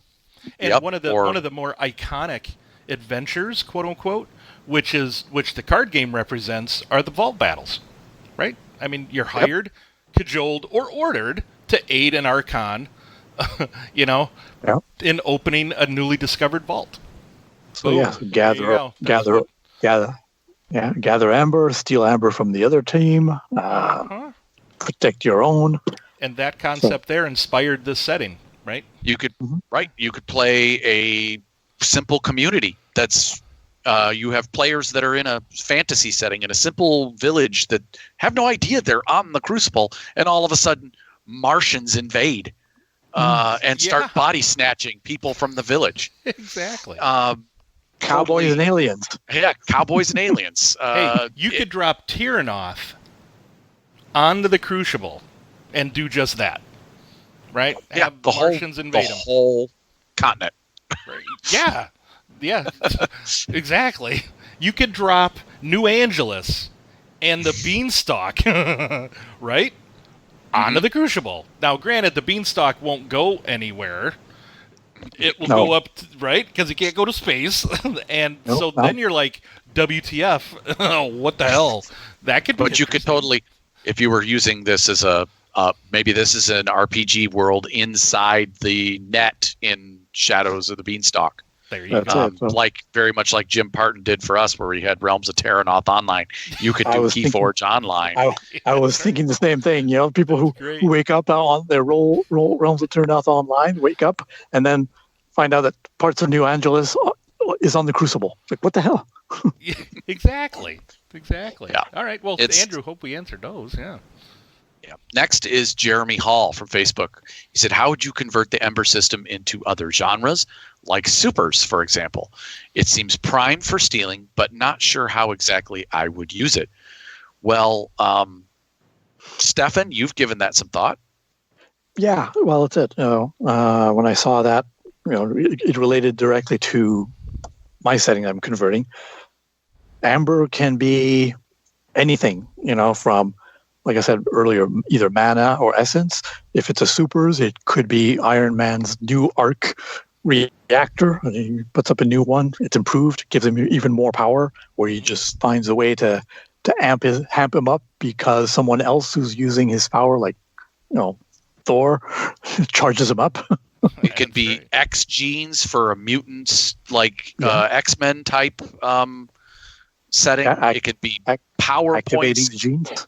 It could be PowerPoints similar in like a PowerPoint buy system. You give them so many Ember to buy their powers with at the start of character creation, and so it's a PowerPoint system for supers. Yeah, it could recharge at a certain rate and comes back. I'm looking at reskinning it for our Fey Crystal usages in Primordial Machina. Just adding some of those effects that are here to uses for Fey Crystal in our system. There's a ton of ways it can be used. I mean, you can plop it into a setting like maybe Primeval Thule, right? A more primitive, dark fantasy setting. Plop an Amber node in there and see what happens. Things start to change. You can mold your world, and strange things are happening, right? Yeah, maybe the Amber. I think Primeval Thule is almost like a Cthulhu. Inspired. Mm-hmm. So it doesn't necessarily have to be Ember itself, but it can be some sort of dark eldritch power that you have to tap into. Part of the Elder One that accelerates your insanity. Oh, I like that. Yeah, dark. Yeah, there you go. Powers from the old one. Ember why not? And similarly, on that same tone, Chris, what's the next one? Yeah, so PW is Twitter, right? Pretty sure. So RPG. Stefan has that one. Oh yeah. Yeah. RPG. I pulled up the. I pulled up the my show notes actually. Go for it. Yeah. Go ahead. So then. RPG Narco, Roy Altman, that's his actual name. Says, I'm trying to figure out the Amber and effects rules. Would love to hear you talk about it and how it can be applied to other settings. Well, in some ways, it's a bit like Jeremy Hall's question. Yeah. And so, Roy, we're going to have an entire show in the near future, sometime later this summer, about that. Yeah, let's make a note. Let's make a note to have us talk about how it can be applied to other settings. Maybe we can. Yeah. Maybe we can pick a handful, or if anybody listening to this, are there any settings you would like us to talk about how we would convert the Ember system to those settings? Let us know. And I have one I actually will talk about because my friend Dave turned me onto it, and the idea clicked with me while I was reading this that it was totally doable. So, yes, I have one specifically that I will be talking about it'll work for during that show. Cool. Okay. That works for me. I'll try and think of one as well that we might be able to mention. Don't necessarily go into too many details, but just throw more ideas out. That'd be cool. That's it. All right. So next question comes to us from Rob Adornato on Facebook. And he says, Keyforge is a setting about groups and working together. What types of cooperation, teamwork, or unit command rules were introduced for this setting? If no particular rules are in the book, what do you do in your personal games for these situations? Well, Rob, there isn't really anything like that other than the beginning of character creation. You have that GM here, tie your characters together, that opening bond, so to speak. Right. And then you also have the organizations.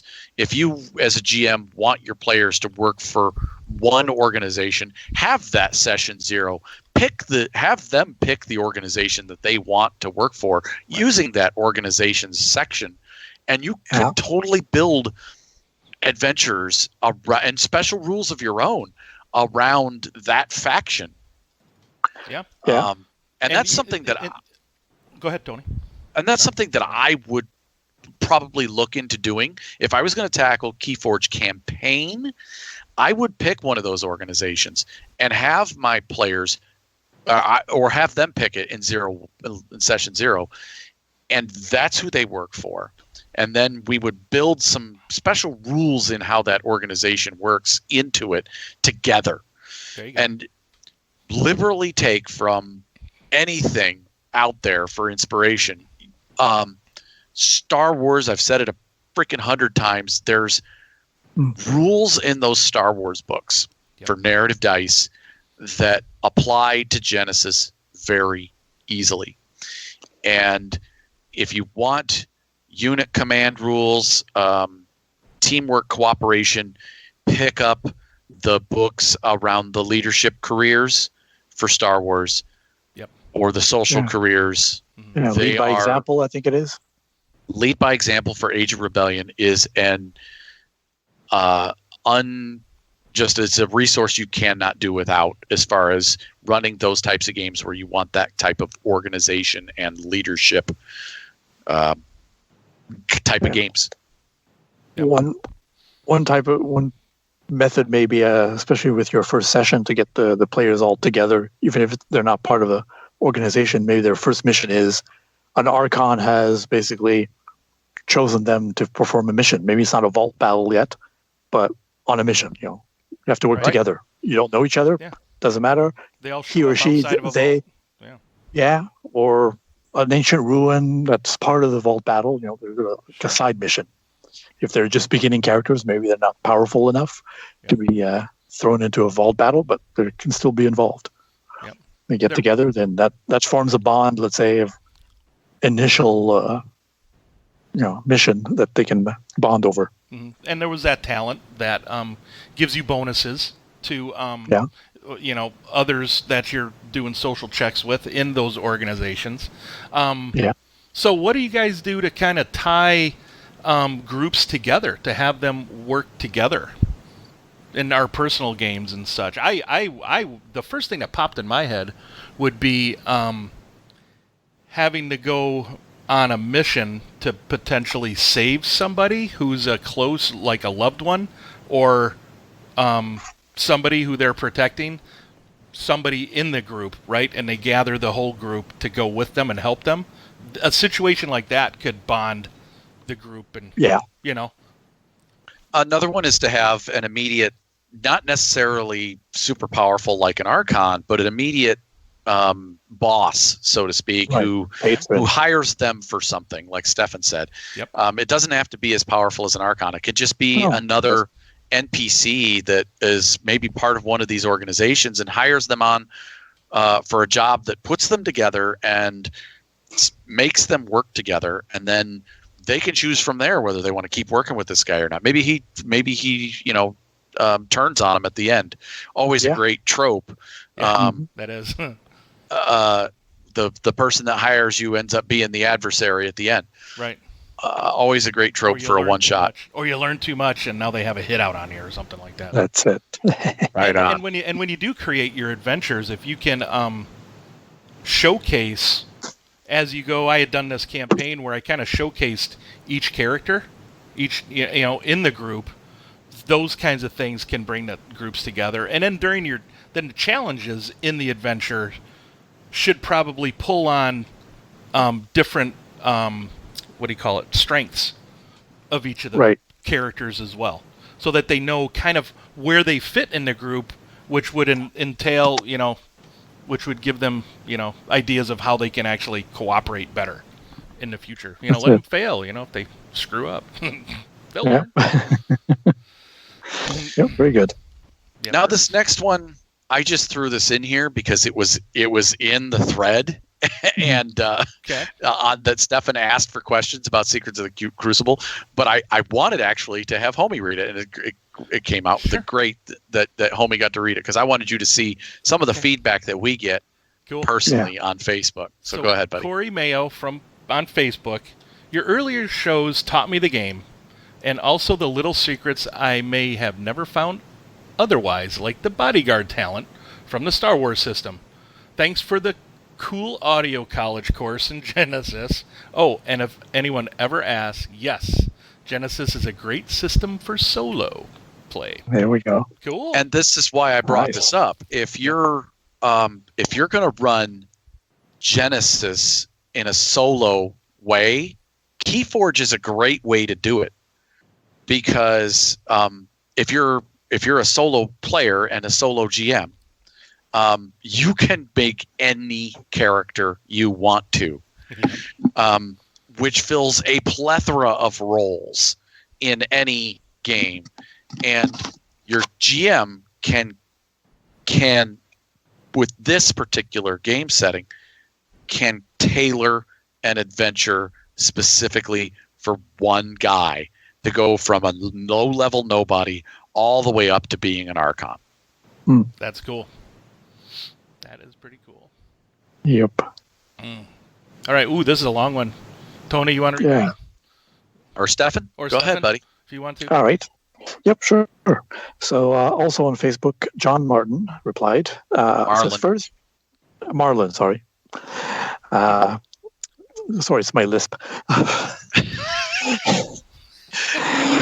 First, just found your podcast about 6 days ago. Awesome find, by the way. Started listening from the beginning because that's how I do things. Welcome to the Finders Society, buddy. Okay, go on. Yeah, sorry. It'll get better once I join the group. And and then he goes on, and I just finished episode 15, and I am loving every minute. Just got my copy of Secrets of the Crucible today, and I have never played the Keyforge game, but started reading it since the Genesis tie-in was announced. Read about half the book tonight and skimmed over the other half. I am super stoked. I've been working the last few months developing my own supers setting and campaign for my Genesis group, but after what I read tonight, I'm seriously tempted to set all of that work aside and jump right into this. It will be a week or two before I catch up to your current episodes, but I am so seriously looking forward to hearing you guys give your take on it. I really feel like it has the potential to be a real everything for everybody setting, perfect addition to Genesis. Well, thank you, John. Yeah, thanks, John. Those very kind words there, and yes, we're sorry. Glad you found us, but we're sorry. No, no. Hey, you get what you pay for. That's right. You get what you pay for, buddy. But you could, as you could tell, we, as you are loving every minute of listening to it, we're loving every minute doing this. Yeah, I was thinking it. Yeah, it's just great. I really enjoy this, and yes, Stefan, it has improved by 50%. There you go. By you joining us. No. Yeah, we increased we increased by 50%, our stuff. Mm-hmm. No, you've been a great addition. So he's on episode 15 today. I don't know when he posted this, but you have a ways to go, bud. So as we're reading this, you have about 47 more to go. And this is going to be a long episode, buddy. But only about 10 episodes. He can skip some of the actual plays if he really wants to continue his crash course and then listen to those all later if he wants to. But I just want to add this. John, thanks for joining us in our community on Facebook. Everyone who wrote to us, thank you for joining us there and writing us and asking us questions. This is the most listener feedback we've ever received for one show. And Stefan, again, keep it coming. I think, but to answer John's question that's implied in his in his statement here, that he's been developing his own super setting and campaign for it, and would like to just seriously jump in. Jump in feet first. If you've never run Genesys, jump in feet first and run one of the existing settings. Get a feel for the game doing that before you run your own personal creation.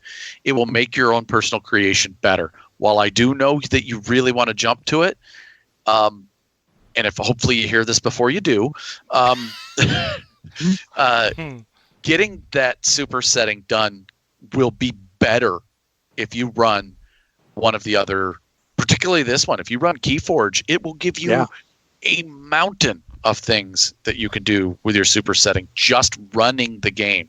Speaking of which, do they have, I'm actually heading out there right now, let me look. Do they have a free adventure for Keyforge yet out there? No. The player No, not resources yet. they have for Keyforge, character sheet. Yeah, okay. So they got the character sheet on the Foundry. Also, Scott Zumwalt has done his fillable PDF character sheet for it, and someone did a vehicle sheet that is pretty snazzy. Also For Keyforge or for Genesys? For Keyforge. For Keyforge, cool. for Keyforge, all those exist out there. No one's done any adventures yet, but I'm sure they're coming. I know for a fact at least one person is writing one. Nice. So Good. there's stuff coming, and I hope they do a free adventure for it. But if not, I'm serious. You There's just an look adventure at the builder. adventure builder. Yeah. You Yeah. don't need to go far. I mean, heck, you could just run a vault battle. You know what I mean? Yeah. That right there will introduce your characters, your players to. You could start it off with a kind of like a social encounter if you want with the Archon or whatever, right? Having them meet each other. But doing a vault battle will get you into the nitty gritty mechanical bits. You know? Yeah, the accent right away. Yeah, the action right away. Heck, you can even jump in media res if you want to. It's like, okay, you got your characters. Everybody roll initiative. Yep, Go. Right? exactly. Yeah. Nope. So hopefully, maybe that's what I'll do from now on. Like maybe only ask the question maybe a day or two in advance, because I used to do it maybe a week in advance and didn't have as much reaction. Maybe people. Or maybe just people are that excited about Keyforge. I'm Maybe, thinking so, maybe. only because we haven't had anything for so long. Yep. Right? I mean, what was the last thing we got? We had Android a year and a half ago, right? Mm-hmm. Yep. That was pretty Yep. much. Well, granted, we did have the expanded player's guide, but as far as setting goes, yeah, it's been a year and a half. Just No, about. exactly. Yep. All right. So that pretty much wraps up our main topic, I think. Yeah. Yep. I think so. I think we can put a bow on it.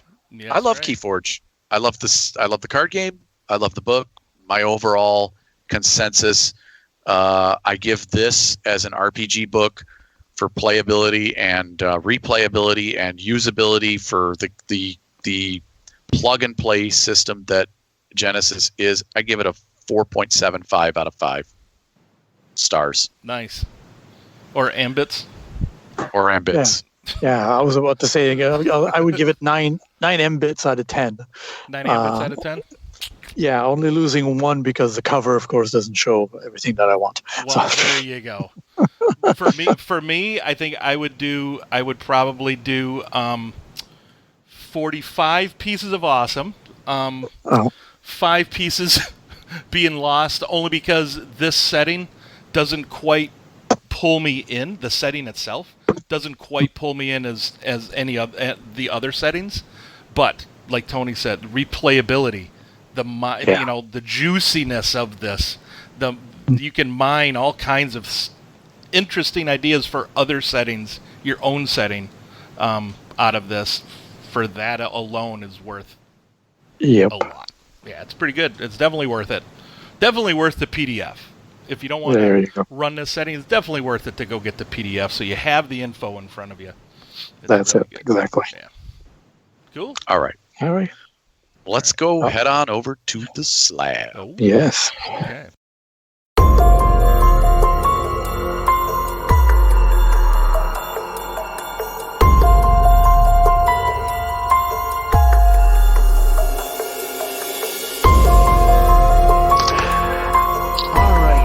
So we've done rambling on and on and on about this Keyforge setting.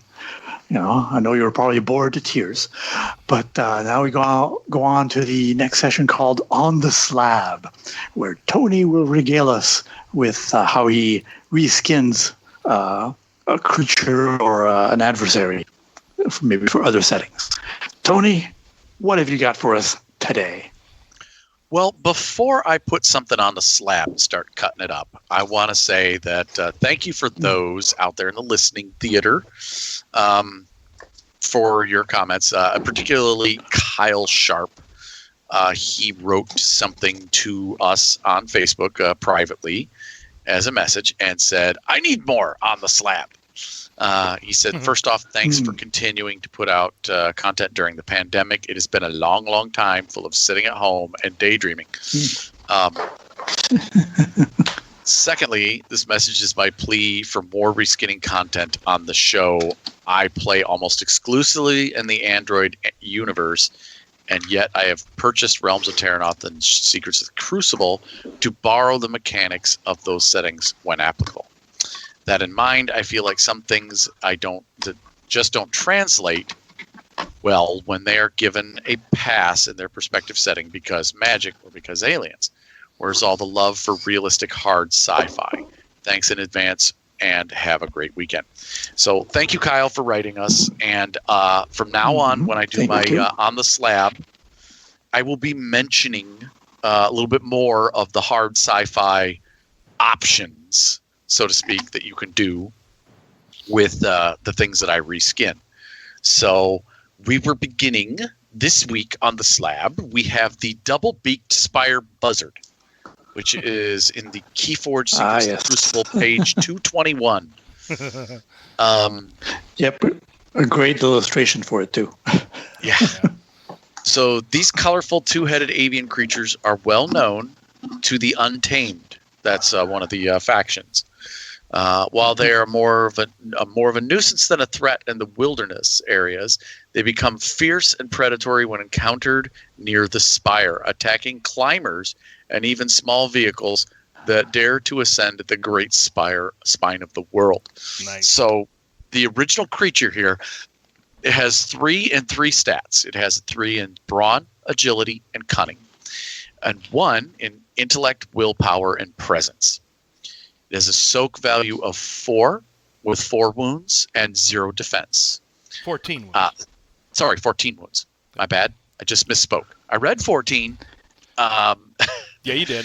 Skills-wise, That's right. Skills-wise, it has athletics of 2, brawl of 3, cool 1, perception 2, and survival of 3. Has no talents. Has a couple of decent abilities. It's a flyer. The main ability here, Aerial Thief, may spend a triumph when making a check to determine initiative to steal 1 randomly determined item of encumbrance 2 or less from the character who generated the least successes on their check. Oh, Love that it. is a great freaking ability, dude. So this is a rival. Yeah. The equipment, it has just its beaks that are a brawl weapon, damage 5, critical 3, range engaged, and linked 1. So these creatures, first of all, with absolutely no real reskinning, you could totally put them over in Terranoth, have them as they are, but if you want them to be a more imposing creature, just increase their wounds by 10, give them silhouette 3, and you have a giant 2-headed rock. ROC for Terranol. So Yeah. then you could probably change that Aerial Thief ability to you actually don't take the item off the person, you actually take the person. Yes, you could pick Right. up the person. Yes. Yes. Exactly. Entire cart. Then drop them. Or Yeah. in Realms of Terranoth, I had the idea to have it be a gene-spliced monitor lizard or some sort of chameleon droid, chameleon drone of some kind. It has a chameleon power. You could give it the ability to stealth, chameleon, and there's other creatures out there with the chameleon style power. All that really does is in their natural environment. In this case, it would be maybe a creature that is found down in the dregs underneath the city, and have it be so in its natural environment would receive 2 boost dice to stealth checks, and of course then you would give it instead of perception of 2, you give it a stealth rating of 2. There you go. And its thief ability would be great in an android setting, and yeah, it would. It doesn't have to be aerial; it could just be thief. These creatures like to collect little things and take them back to their master. You If could it's call a drone, it back alley thief. back alley thief. Totally. There you go. Yes. Yeah. Yeah, it Then, just of crawls course- from underneath garbage and then sneaks back in. There you Then, go. of course, I had this idea for this 2-headed dog creature in a mythic setting, or a 3-headed dog creature. So you could totally take its ability. Maybe it's invisible, and so it has the invisibility, which makes it a thief. Yep. And that would make it very mythic. It guards a certain entrance to a certain underground.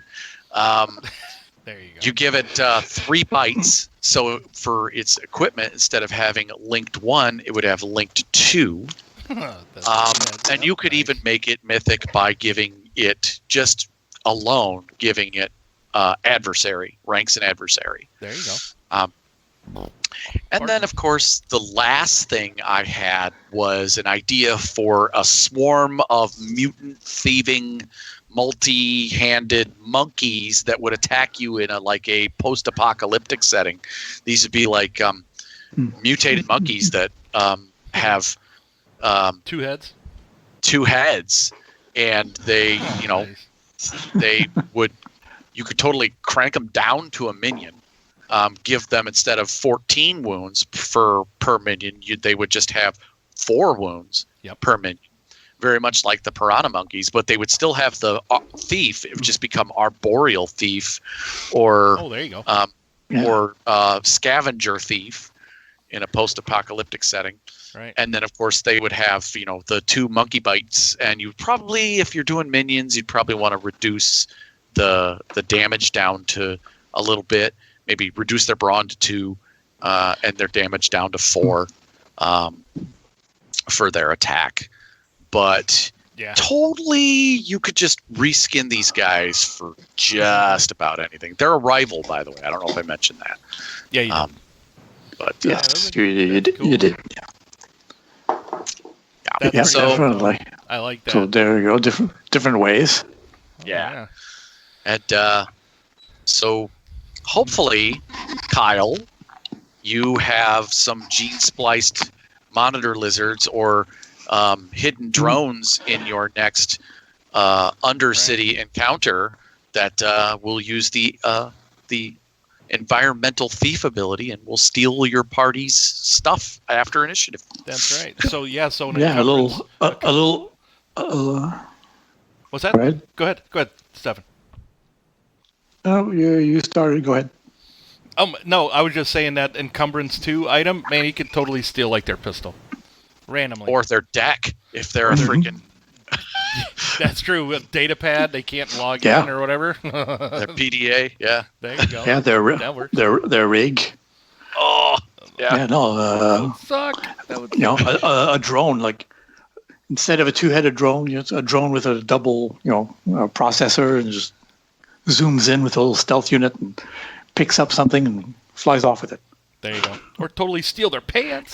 Controlled. Right. Yeah. From the gamers. They're rocket pants. That's right. They're rocket pants. Well, steal their pants and then backstab them with a ballista. No. Yep, exactly. All right, so that's On The Slab. Well done, Tony. That's awesome. Dude. Well, thank you, Tony. Yep. Very nice. So let's head on over to roll some dice. Oh, yeah. Yeah.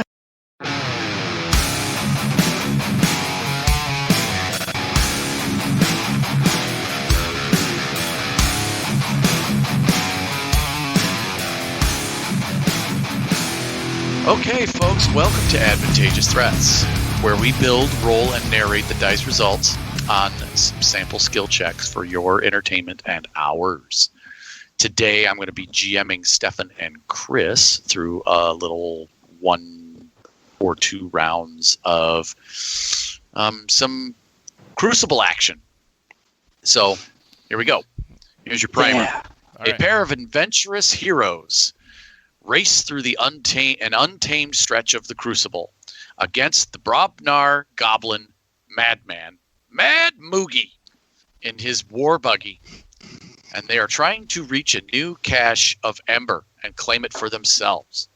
All the while, pixie locals flitter along, annoying them all, making the race twice as treacherous. So, Stefan, whom are you? Yes. I'm playing Dalton. Dalton Hale. He's riding a modified Lancer hoverbike called the Tempest Fugitive. He used to be part of the Star Alliance, but it's fallen a little bit on hard times with them. I mean, a bit of a disagreement. And it was time to see other people. Okay. Nice. Well, I am playing Tweel, a Martian soldier, a little rogue, who, I don't know, he's always been a sneaky, shady little Martian, trying to make a quick ambit. And he is riding... Okay, so everybody has a picture of this. You know those little mechanical, motorized little cars that you put your little 3-4-year-olds in? So Yep. he's a The ones that look like miniature Jeeps. Yeah, miniature Jeeps and whatever. Well, Tweel has a mini flying saucer version. Silhouette Zero flying saucer that he's in. And that's what he's going to be using to race today. Nice. Well, Mad Moogie has a war buggy, which I have taken the Wasteland buggy from the expanded player's guide and reskinned it a little bit. Cool.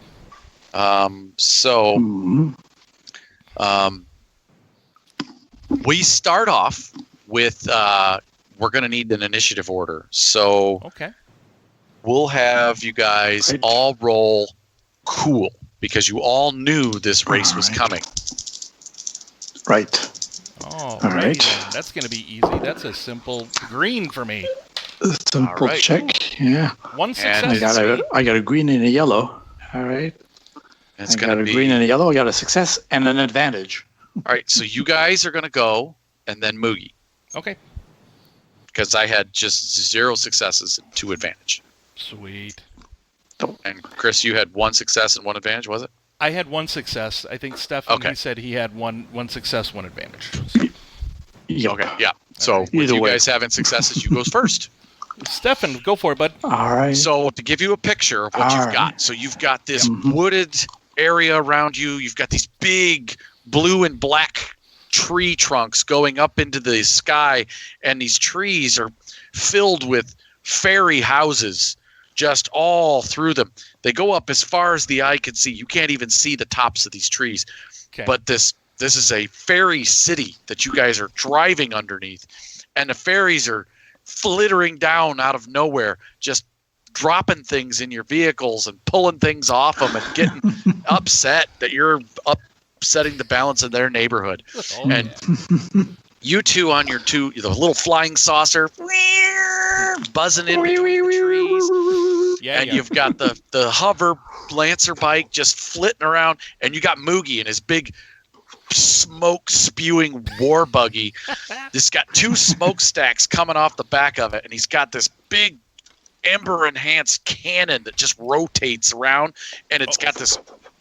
It looks like what looks like on the end of it of the cannon is a jack-o'-lantern head. Oh wow!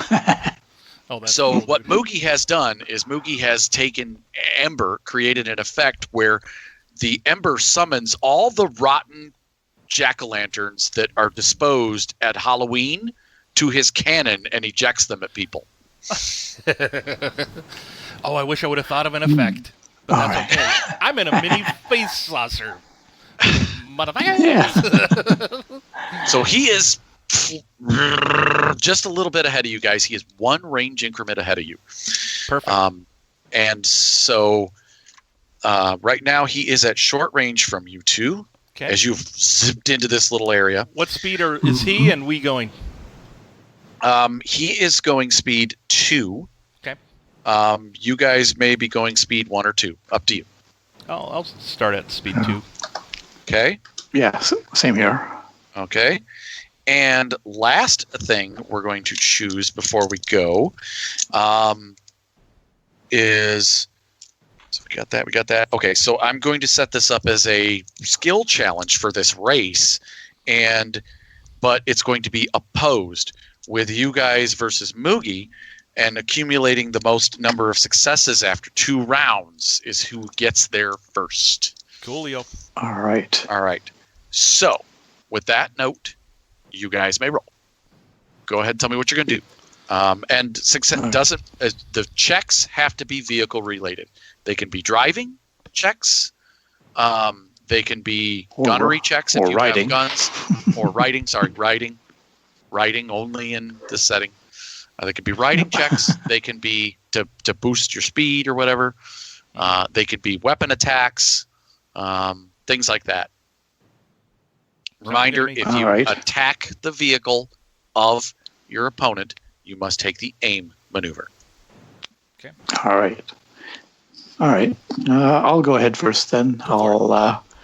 So Dale is following Mookie pretty closely. He'll accelerate to 3. Okay. Trying to catch up a little bit to him. Got it. And he'll try to fire his electro bolo launcher. Okay. Well, you'll be firing that from engaged range because you maneuvered beforehand. So. All right. Moving up from short to close range. Oh, right. All right then. So that'll be shooting, gunnery. All right. Green and 2 yellow. Yep. Okay. I have to take the aim maneuver, so I'm aiming. So I'll take 2 strain. At his vehicle?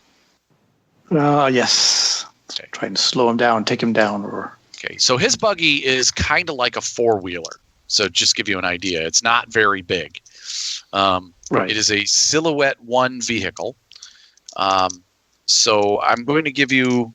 You're in a Silhouette 1 or 2? 1. The hoverbike is a 1. So no difference in size between the 2 vehicles. So I'm not going to give you any setback dice there. Just the 2. So the 1 difficulty for being at engaged range, and all right. Because you're going faster than him, I'll give you a boost die. Nice. Oh, another boost dice. All right. All right then. And as an incidental out of turn, I'm taking the GM's story point and giving it to our pool. Oh, not fair! Oh. Because I'm ready for anything. I'm a human. Nice. You had 2 advantage on initiative. Story point.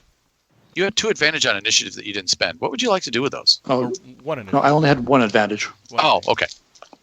I had a 1 and 1. So I upgrade that to 3 yellow. Oh, you're spending a story point? Oh, yeah, I'm spending that story point. So Awesome.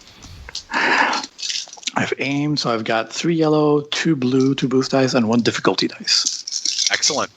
All right, so let's go. Okay. So 3, 4, 3 successes. Would you roll in a setback die for his defense field on his war buggy? Well, of course. Yes, I can. Oh, came up blank. So that's okay. So 4 successes and a triumph. Oof. Awesome. Yeah. All right. So does the big bolo just extends out, and the electricity just arcs between the 2 spheres, spins, and hits his vehicle, his little buggy. Okay. How much damage? It's only 1 damage, base damage. Plus 4 successes for a total of 5. That's 5, but it would be stun damage. So in this case, strain only. Okay. And I will use I could use the triumph to kind of activate the ensnare as ensnare 1. All right. So in this case, since it's a vehicle, he can't really be instantly stopped with ensnare. Right. I would say that will reduce his speed to 1, from 2 to 1. That makes sense. One of as his electricity 4 arcs. wheels. Yeah. It just wraps around one of his 4 wheels, and it'll reduce his speed, and he can't increase his speed. All right. There we go. Maybe for 1 round until the end of his next round. Okay. Sounds good. And that's my action. I give Tweel a thumbs up and go ahead. And he gives you he gives you a thumbs up. And 2 thumbs up, and he's like, in his little space saucer, he is going to increase that speed to 4. Yeah, buddy. Hey, I'm taking advantage of that, baby. All right, so you're going to take some system strain. Cranking up the strain. speed like that? Oh, yeah. We're totally going to do that.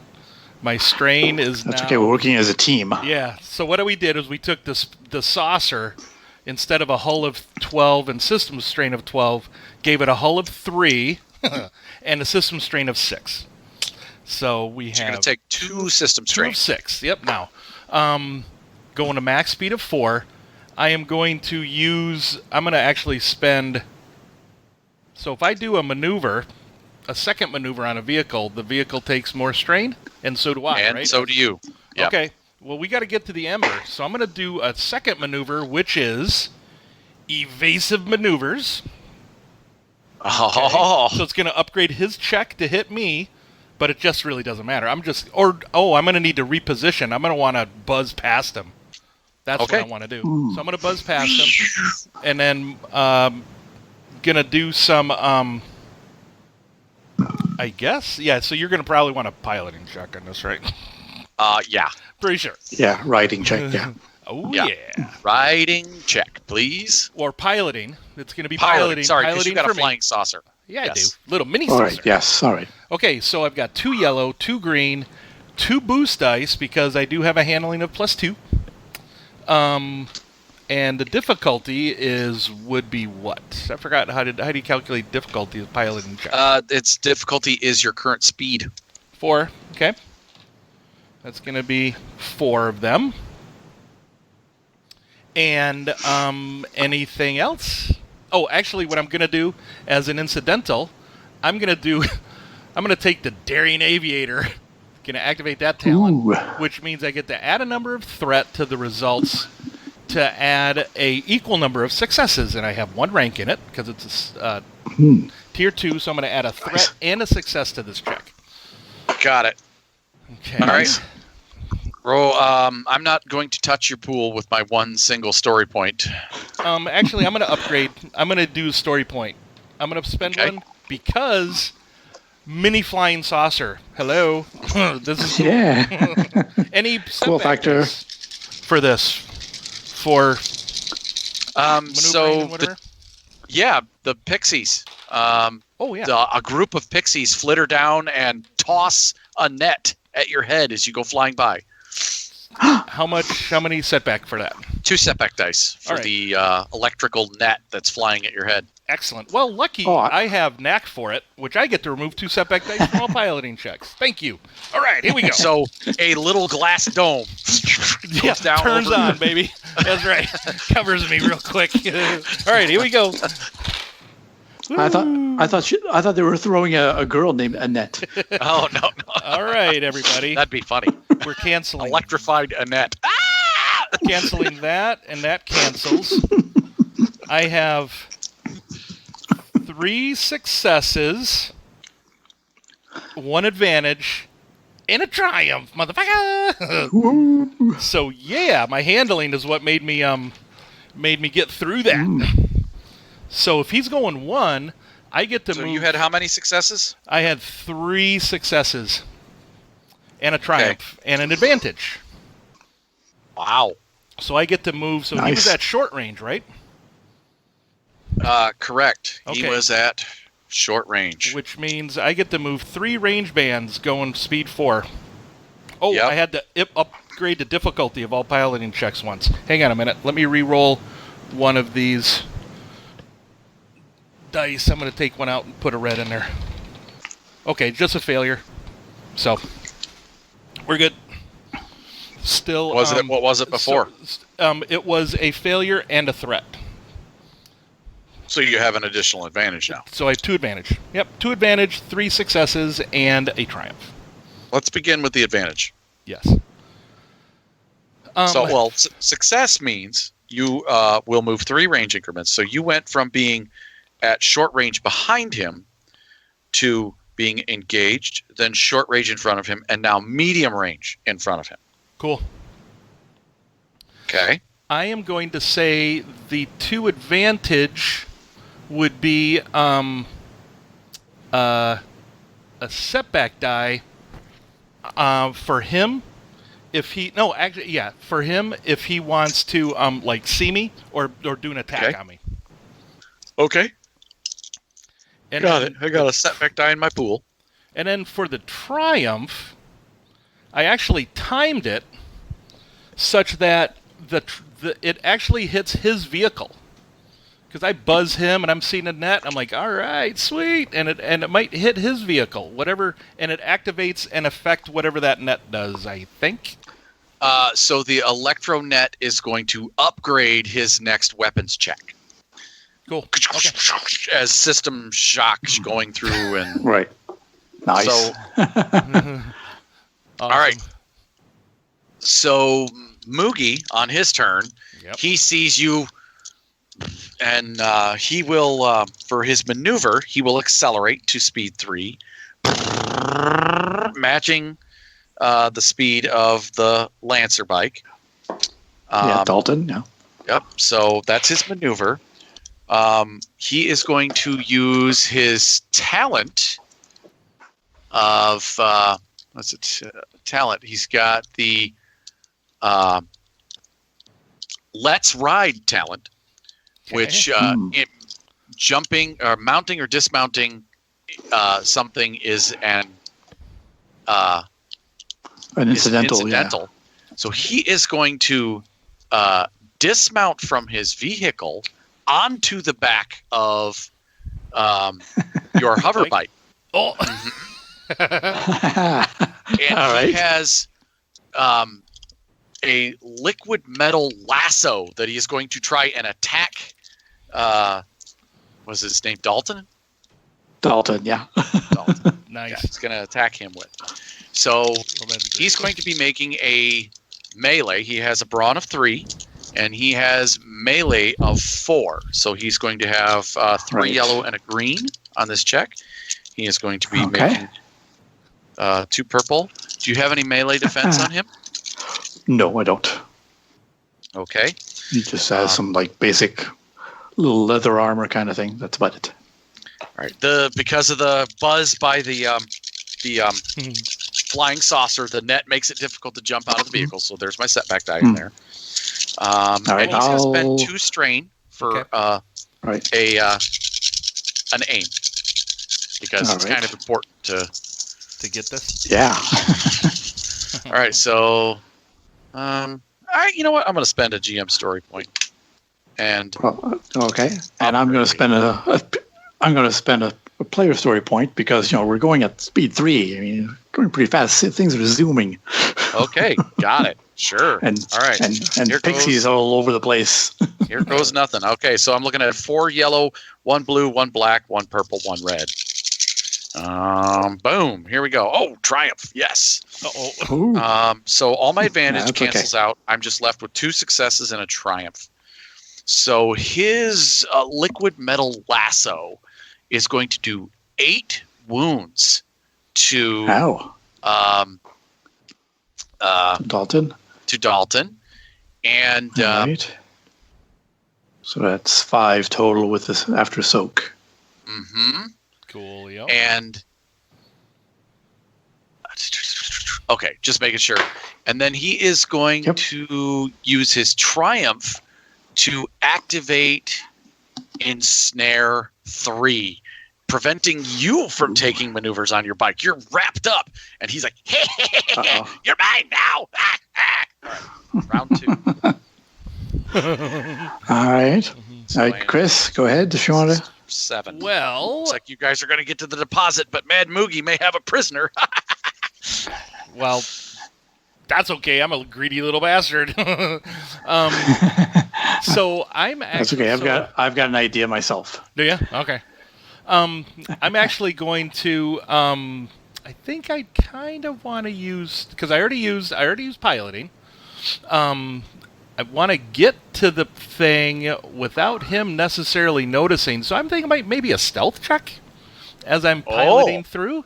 How's that sound? I mean, I'm still going bat out of hell, right? To get there. Okay. Well, yeah. But I will. Yeah, you need to get the you need to get the amber. Our Archon is waiting for it. He sure is. Or so, they. Yeah. So my stealth check, he's got 1 rank in stealth, so he's got 1 yellow and 3 green because he's got a 4 agility. Okay. This is going to be opposed by Moogie's vigilance. Okay. And he has vigilance is willpower based, I believe. Yeah. So he has a 2 willpower and 2 vigilance, so it's going to be 2 red dice. 2 red dice. All right. Now I am medium range away from him in a forest, so could I get like some? Take 2 boost dice for that. 2 boost dice for that. Okay. Yeah. And how about because I'm small? Okay, get a 3rd one. Awesome. All right. Way to go, Stefan. I mean, Chris. What?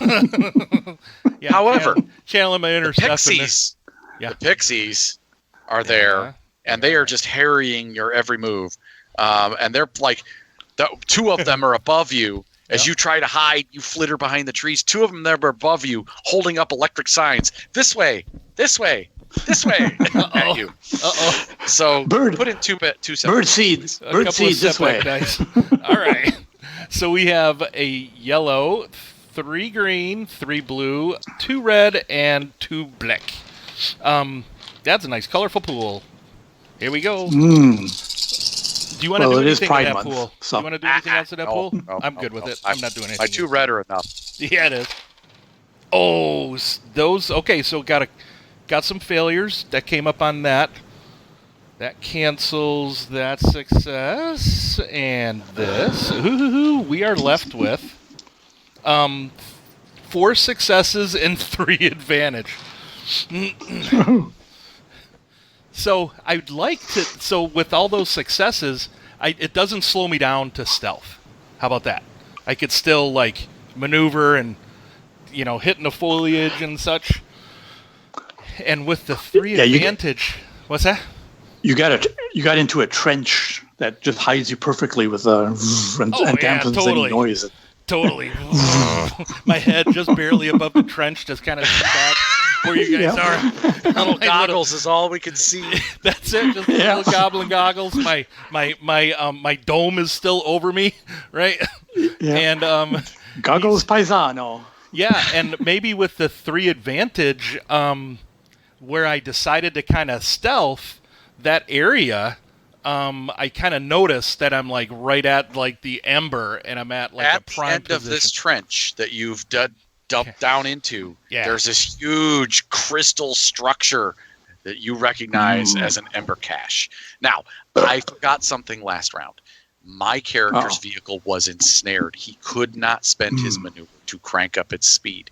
So I just took his strain off for the extra maneuver. Okay. Oh, it's all good. Fair enough. Just so you know. And I left his speed at 1 on his vehicle, which is now being left behind. Yep. In the dust. There you go. Awesome sauce. That's it for me. Just keeping myself honest there as a GM. All right, Stefan, what you got? All right, I'm going to do something stupid. Man, you know what? I must pause you for a moment there, Stefan. Okay. The awesome words that a GM likes to hear. A player say, I'm going to do something stupid. Yep. All right, so he's got a goblin on his vehicle, an unwanted hitchhiker, and so I can't perform any maneuvers, but I do have the hand on the throttle talent, so I'm increasing the speed to the maximum of 4 as an incidental. Oh, nice! and doing what's called dangerous driving. Okay. Oh yeah, dude! I was looking at that maneuver as well, or that action actually. Yeah. So I'm basically taking that action to basically start spinning my Tempest Fugitive as it's moving forward at full speed to try and throw Moogie off. Oh, that is very nice. So awesome. So what does dangerous driving entail? Well, do something dangerous with vehicle. Make a piloting or driving check, difficulty equal to silhouette, and then see table speed advantage difficulty. So speed advantage difficulty, so the vehicle speed is 2 or more than the target's vehicle, but it's not really. Well, it says when performing dangerous driving action, the character makes a piloting check with a difficulty equal to the silhouette of the vehicle.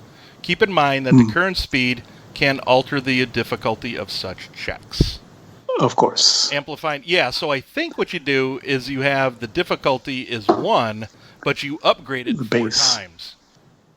Right, so this would be the difficulty purple, so I upgraded 4 times. So the first one makes it red. So I think it's 2 red and a purple, I think. Second one adds a purple. Third one makes that red. And the fourth one adds a purple. So you should have 2 red and a purple. Yep. All right, perfect. Now, Chris, I did not write down. Chris, I didn't write down how many successes you had on that last check. How many was it total? I think I had 4 successes. Okay, because I'm keeping track of total successes. I think it was 4 or 3 successes, something like that. Okay, well, we'll go with the lower number. You guys have 10 total so far. Right. Sounds good. All right. So I've got 3 yellow for my writing skill, plus 2 boost dice for the handling.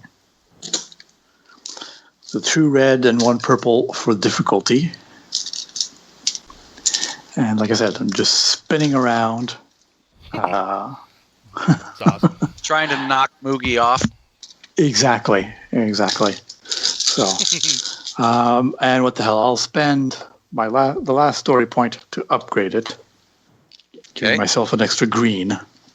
Very nice. All right. So, did you want to upgrade?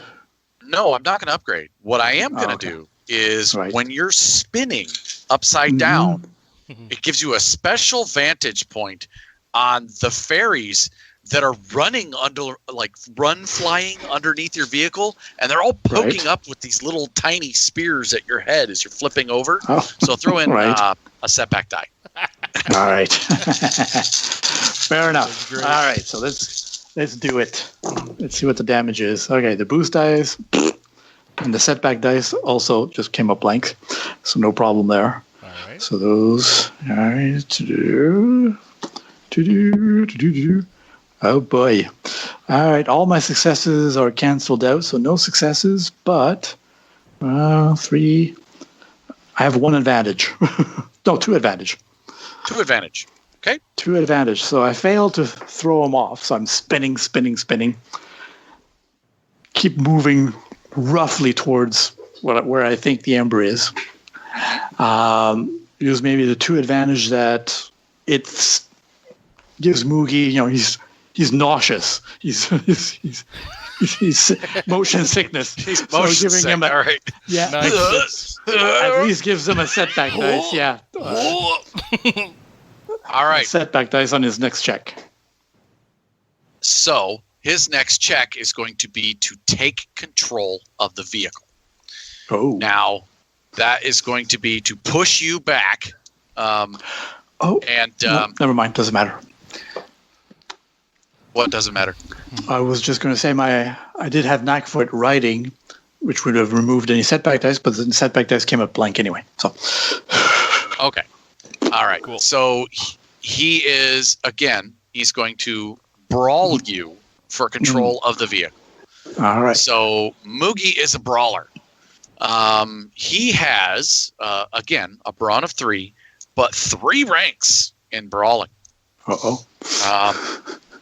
And on his other hand, besides his little lasso, he's got this weird-looking cybernetic rocket fist, and he's just going to yank onto you and pull you back off the vehicle, basically trying to toss you off it. Right. Now, you said you had the talent that's hand on the throttle. Yeah. So I'm picturing you wrapped up, but your hand is frozen on the throttle of this vehicle. So I'm going to automatically upgrade his check because you have the death grip on the throttle. Right. Yeah. Plus the setback dice for my advantages. So right now, difficulty alone is 1 red, 1 purple, and the setback die. Okay. He is, however, also dealing with fairies who are now coming in, and they're trying to pull on his hair while he's trying to rip you out of the vehicle. And his flowing dreadlocks, purple dreadlocks, are flying through the air, and all these fairies are like yanking on it. So you see his head doing this as he's trying to throw you. And so there's a setback die in there for him, and he will be spending his maneuver to aim, and I'll take 2 strain to aim again. All right. So here goes. Well, I had a grand total of 5 successes, no advantage, no triumphs. All right. All my negative dice were blank, and a couple of my positive dice. So 5 successes, giving him a total of 7 for the encounter. You guys had 10. Right. But at the end of the race, you get to the ember at first, their Tweel. Yeah. And you look back and you see coming up behind you, riding on the Lancer bike, and silhouetted by the explosion of the war buggy blowing up in the background, you see Mad Moogie riding and dragging Dalton behind in the dirt. Oh, no. With his all lassoed up. Oh, not good. I'm not done yet. But that's it. That's the that's it. No, you guys get to it first. Yeah. And so teamwork. Technically, by the laws of this particular territory, that cash is yours. There we go. Awesome. Very awesome. Now, give me back my friend. Yeah. Give me back my bike. Ride me the ember. Give me back my distraction. My distraction. Give me back. I need my distraction back. All right, so great. Folks, that's a little bit of taste of Keyforge for you. Yeah. Rock on, buddy. All right. And having fun with vehicle combat, like do something stupid. Always or dangerous in this case. That's right. Oh, dude, that was brilliant. Brilliant piece of work. Well done, man. Well done. Thank you. Oh, it's all about having fun. Absolutely. So, shall we wrap this show up finally? Yes. Finally. What are we, like 3 days into this show? Yeah. All right. We should learn. Yeah, I think our listeners want to go to sleep. Right, 72-hour show, or almost 4. It's a marathon. Yeah. All right. All right. Let's wrap it up.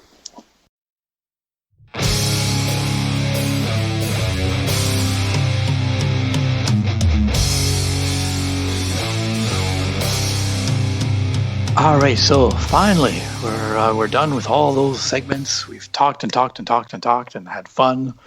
talking, and now we're a little hoarse. But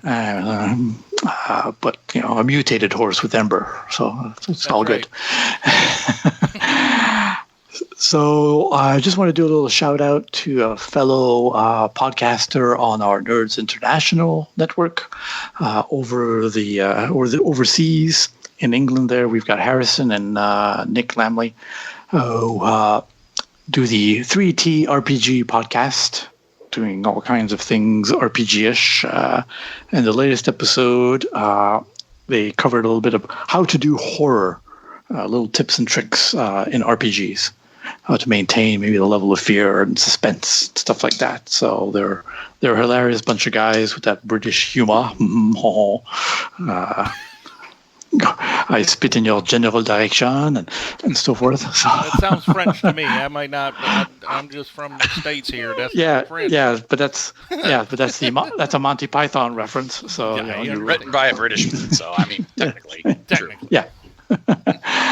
So there you go. Go and listen to them. So if you can stand the accent, so go ahead. Okay. Yeah. And then we just go to anything might be important events. Chris, do you have anything coming up? Oh, yeah. So our next show is going to be an actual play with Tony, GMing Stefan, our good friend Daryl Cartier, the gaming and myself, in an adventure set in the universe of the Beyond Good and Evil video games. Using, I think, Tony, you're kind of reskinning the Shadow of the Beanstalk for this. I'm still looking forward to it. I have to read up on that because I'm not familiar with. So Beyond Good and Evil Beyond Good and it, Evil 2 is a video game that's coming out soon, and everyone in the system is clones. They're all clones, and most of the clones are genetically engineered anthropomorphic animals. Nice. And they're space pirates also. Oh, yeah. So it'll be interesting. We lost Stefan for a brief second there. There, he's back. Good. He's back. All right, good. All right. Just dropped right there when he sneezed or something. But anyhow, yeah, they're anthropomorphized animals in a space pirate setting in a alternate galaxy somewhere. Basically, I think you shared me a video about that when the new game was coming out. Oh yeah, that's a great video. With a monkey kind of character. Cool. Yes, if you want to see something cool to give you a primer for that, go out and watch the Beyond Good and Evil 2 trailer. And you will not be disappointed. You got some pre-gens for us, and we'll be, okay. That's awesome. But yeah, it's just going to be a slight reskinning of Android Shadow of the Beanstalk. So. Oh, yeah. That's cool. All right. Very good. Woohoo. So, yeah, you can reach out to us like all these good people did in our show, and the ones that we didn't mention. You can reach out to us at findingthenarrativepodcast@gmail.com. Finding the Narrative on Facebook, where you can talk to Stefan and I, Nerds International, and Finding the Narrative on MeWe. That's where you'll find all kinds of good podcasts and blogs. Yep. And you can talk to us there in the messenger format, and you'll usually get all three of us. Yep. Or if you want to have a private one-on-one conversation with Stefan, go to @FTN_Genesys on Twitter. Go ahead, chat with me. I'll boost your dice. And we are available at Finding the Narrative Podcast on Podbean, iTunes, YouTube, Google Play, Spotify, and all those are available for reviews if you want to put a review in. We're on Tinder, Grindr, Tumblr. No. Stefan might be. I am no. If he is using the FTN underscore. No. Yeah, not so much, buddy. No. The FTN stands for something else. But anyway. All right. Well, it's been a long and awesome show. Thank you, guys. Yeah. Yes. And this is Tony saying, "Let's tell a story and spend a friggin' story point." This is Stefan saying, dare to ask for those boost dice and spend the Ambits. That's right. And remember the rule of cool, especially when you have Mad Moody on the back of your freaking hover bike. And do something stupid. That's right. And then do something stupid. Just have fun, everyone. Good night. Bye. Adios. Finding the Narrative, a Genesys RPG podcast, is not affiliated with or endorsed by any companies mentioned on this show. Any of the products mentioned on our show or appear on our website are the property and copyright of their respected owners. All items are used under fair use and educational and review purposes. All other items are the intellectual property of Finding the Narrative, a Genesys RPG podcast. Copyright 2020, all rights reserved.